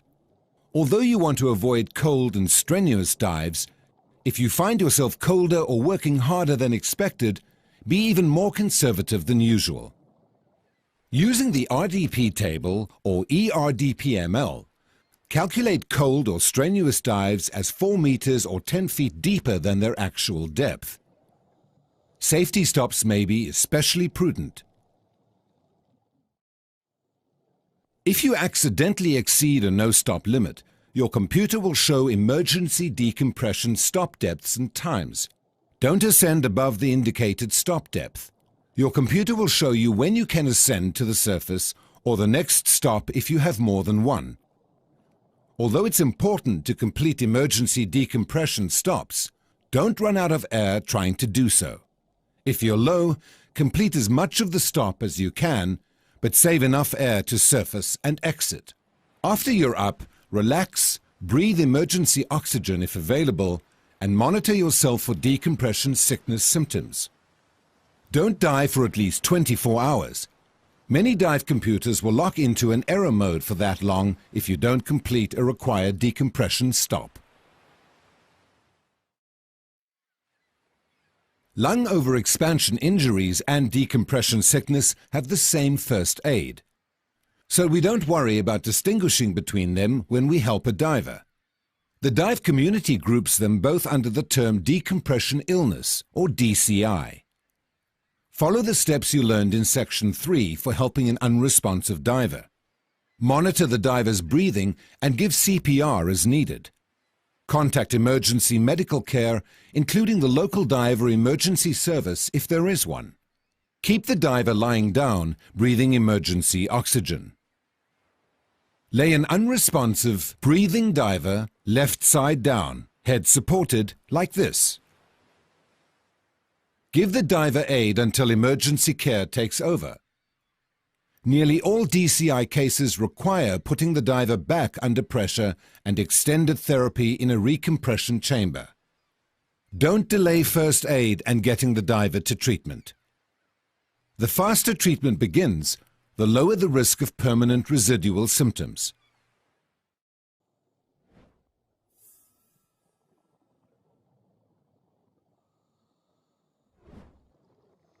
Under pressure, nitrogen and oxygen have an intoxicating effect called gas narcosis. It's not directly harmful, but it can impair good judgment and coordination. The signs and symptoms include feeling intoxicated, loss of coordination, slowed thinking, slowed reactions, inappropriate laughter, depression, a false sense of security, a disregard for safety, and when under stress, anxiety and/or panic. Narcosis affects people differently, but most divers begin to notice it at depths approaching 30 meters or 100 feet. Being tired and the use of drugs and alcohol can make it noticeable even shallower. Diving in cool water, darkness or limited visibility seem to make it more noticeable, while diving experience seems to reduce its effects. Generally, narcosis isn't likely to be a significant issue on dives shallower than 30 meters or 100 feet. If you do experience it, though, ascend to a shallower depth. It usually passes quickly. During your open water dives, you'll practice navigating with an underwater compass. This basic skill helps you save air and know where you are in relation to your exit point throughout the dive. A standard compass looks like this. The north needle or indicator always points to magnetic north. The lubber line is always your travel direction. The bezel rotates so that you can set the index marks over the north needle, and the heading references allow you to record directions. Hold and swim with your compass like this. Level, with a lubber line aligned with your body center line. Look over the compass as you swim with it. For console-mounted compasses, hold it like this. To set it, point the lubber line in your desired travel direction and let the north needle settle. Then rotate the index marks over the needle.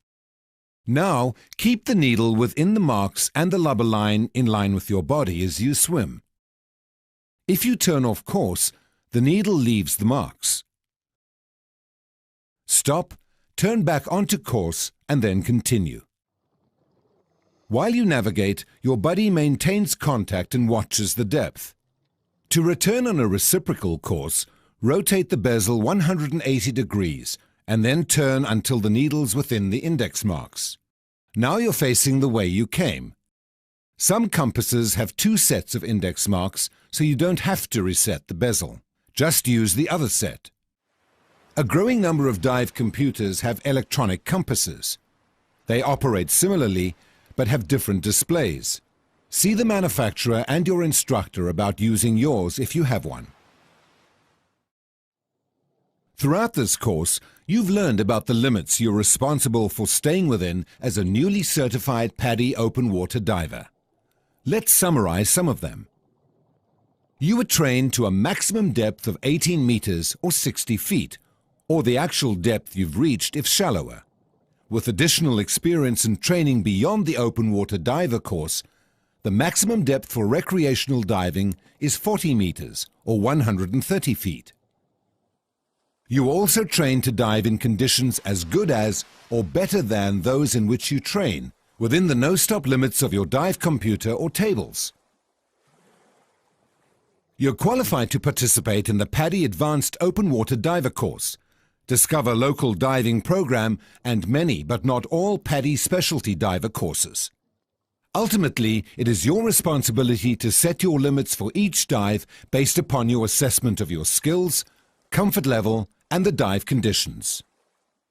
One challenge new divers sometimes face is how to stay involved with diving. The dive community has found 3 things that will help you do this. First, involve yourself in social settings where you can meet other people to dive with. Second, go to different places to dive. And continue to learn by continuing your diver education.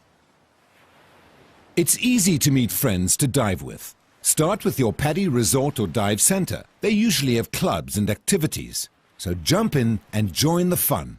Meet divers online with Scuba Earth and other social sites. Attend local dive shows and invite some of your non-diving friends to become divers.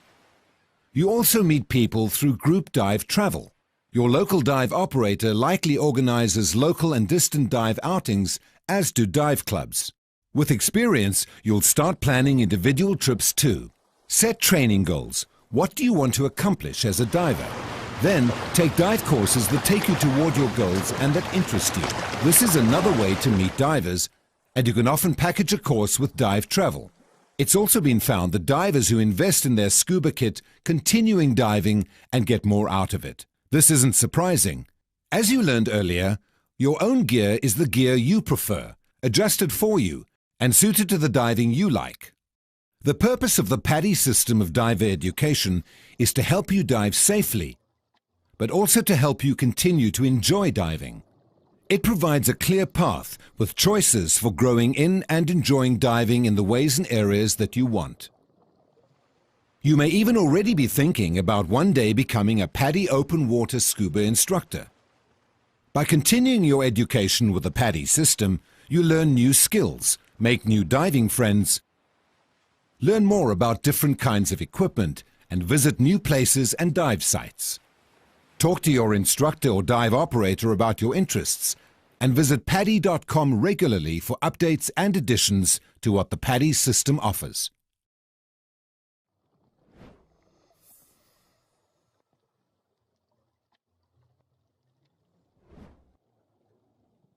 It's very rare that you remove and replace your kit underwater, but you learn to do so for situations in which you might need to, such as getting out of some entanglement, or once in a while to make an adjustment. This is one of the few skills where it's important to be negatively buoyant, so find insensitive bottom away from fragile aquatic life. Negative buoyancy in kneeling helps you control your stability once you take your kit off, especially with weight-integrated BCDs. Here's one way to do this, though there are others. With a low to moderate amount of weight in a weight-integrated BCD, or without integrated weights, deflate your BCD completely. If you have a lot of weight in a weight-integrated BCD, you may want to have just a bit of air so you can handle it. After deflating it, kneel with your right knee up like this. Loosen and release the straps, then take the unit off, starting with your left arm. This is important for keeping your regulator in place. Keep your kit upright and don't let go. Immediately stand it on your right knee, close to your body. This keeps its weight where you need it to offset your exposure suit's buoyancy. Keep your right arm partially through the opening to control it. You can completely remove both arms and lay it horizontally on your knee or lap if circumstances require, though you'll need to stand it back up to put it back on. Replace the unit like a coat, starting with your right arm, again so your regulator stays in place. Pull it all the way onto your right shoulder so the weight stabilizes you. It may help to hold the bottom of your cylinder with your right hand and lean forward just a bit. Then slide your left arm in. Before fastening the straps, double check that you're not trapping any hoses or accessories. The main reason to remove and replace weights underwater is to adjust your trim or to adjust your weight. Sometimes a weight pouch comes loose or you have some other weight system adjustment to make. How you do this depends upon your weight system. You may remove and replace individual weights, weight pockets, or your entire belt. This is another skill in which negative buoyancy helps. On insensitive bottom, deflate your BCD, then kneel with a knee up on the side from which you're removing weights or the right knee with a weight belt. Remove the pocket or weight and rest it on your knee. Replace it much like you would at the surface. With many systems, it helps to lean back so it slides into place. Your instructor will show you the techniques best suited to your kit. With a weight belt, release it and pull it from behind your back with the buckle side, the left side free, and drape it on your knee, like this. Replace it like this, much as you would at the surface. Remember to bend or lie forward, face downward after you have it in place, so it rests in the small of your back. This takes tension off the buckle so you can resecure it easily. Check for trapped hoses before tightening it completely. Sometimes you have to descend or ascend without a reference that you can see or touch. Follow the same 5-point descent and ascent steps you've already learned, but watch your computer and control your speed with your BCD. To practice this in confined water, ignore any visual clues and reference your buddy and your computer. As you descend, equalize, maintain contact, and adjust your buoyancy. Don't rush. It's easier to control a slow descent than a rapid one. While ascending again, maintain buddy contact. Hold on to each other if necessary. Control your buoyancy and ascent rate. Again, slower is easier. Make a safety stop by hovering in midwater at 5 meters or 15 feet. To practice this in confined water, stop about halfway between the bottom and the surface. If you need to navigate while descending or ascending without a reference, one technique is for buddies to hang on to each other. One navigates while the other controls the descent or ascent depth and rate. You can practice this in confined water also. During the course, you'll make one or more mini dives. Mini dives are simulated dives in which you practice the steps of the actual dive much as you would in open water. Your instructor will have you and your buddies plan these much as you would an open water dive, including your time and air supply limits. You'll conduct pre-dive safety checks and use appropriate entries and exits for water too deep in which to stand. Each mini dive will have specific skills and objectives that your instructor will assign. Plus, you'll practice the skills you want to with your buddy, play around a bit, and generally enjoy being underwater.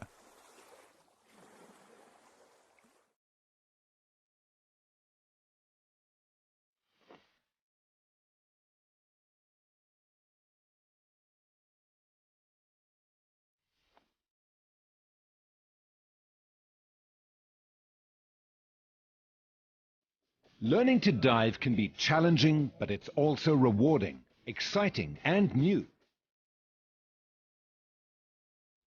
At this point, you've learned a lot about diving, and soon you'll be completing your open water dives.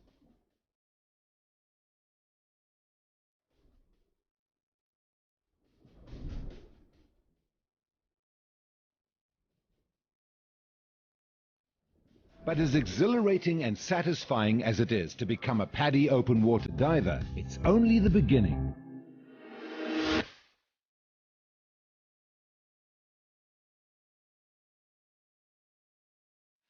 Dive conservatively, follow your training, and keep learning. And a lifetime of underwater adventure awaits you.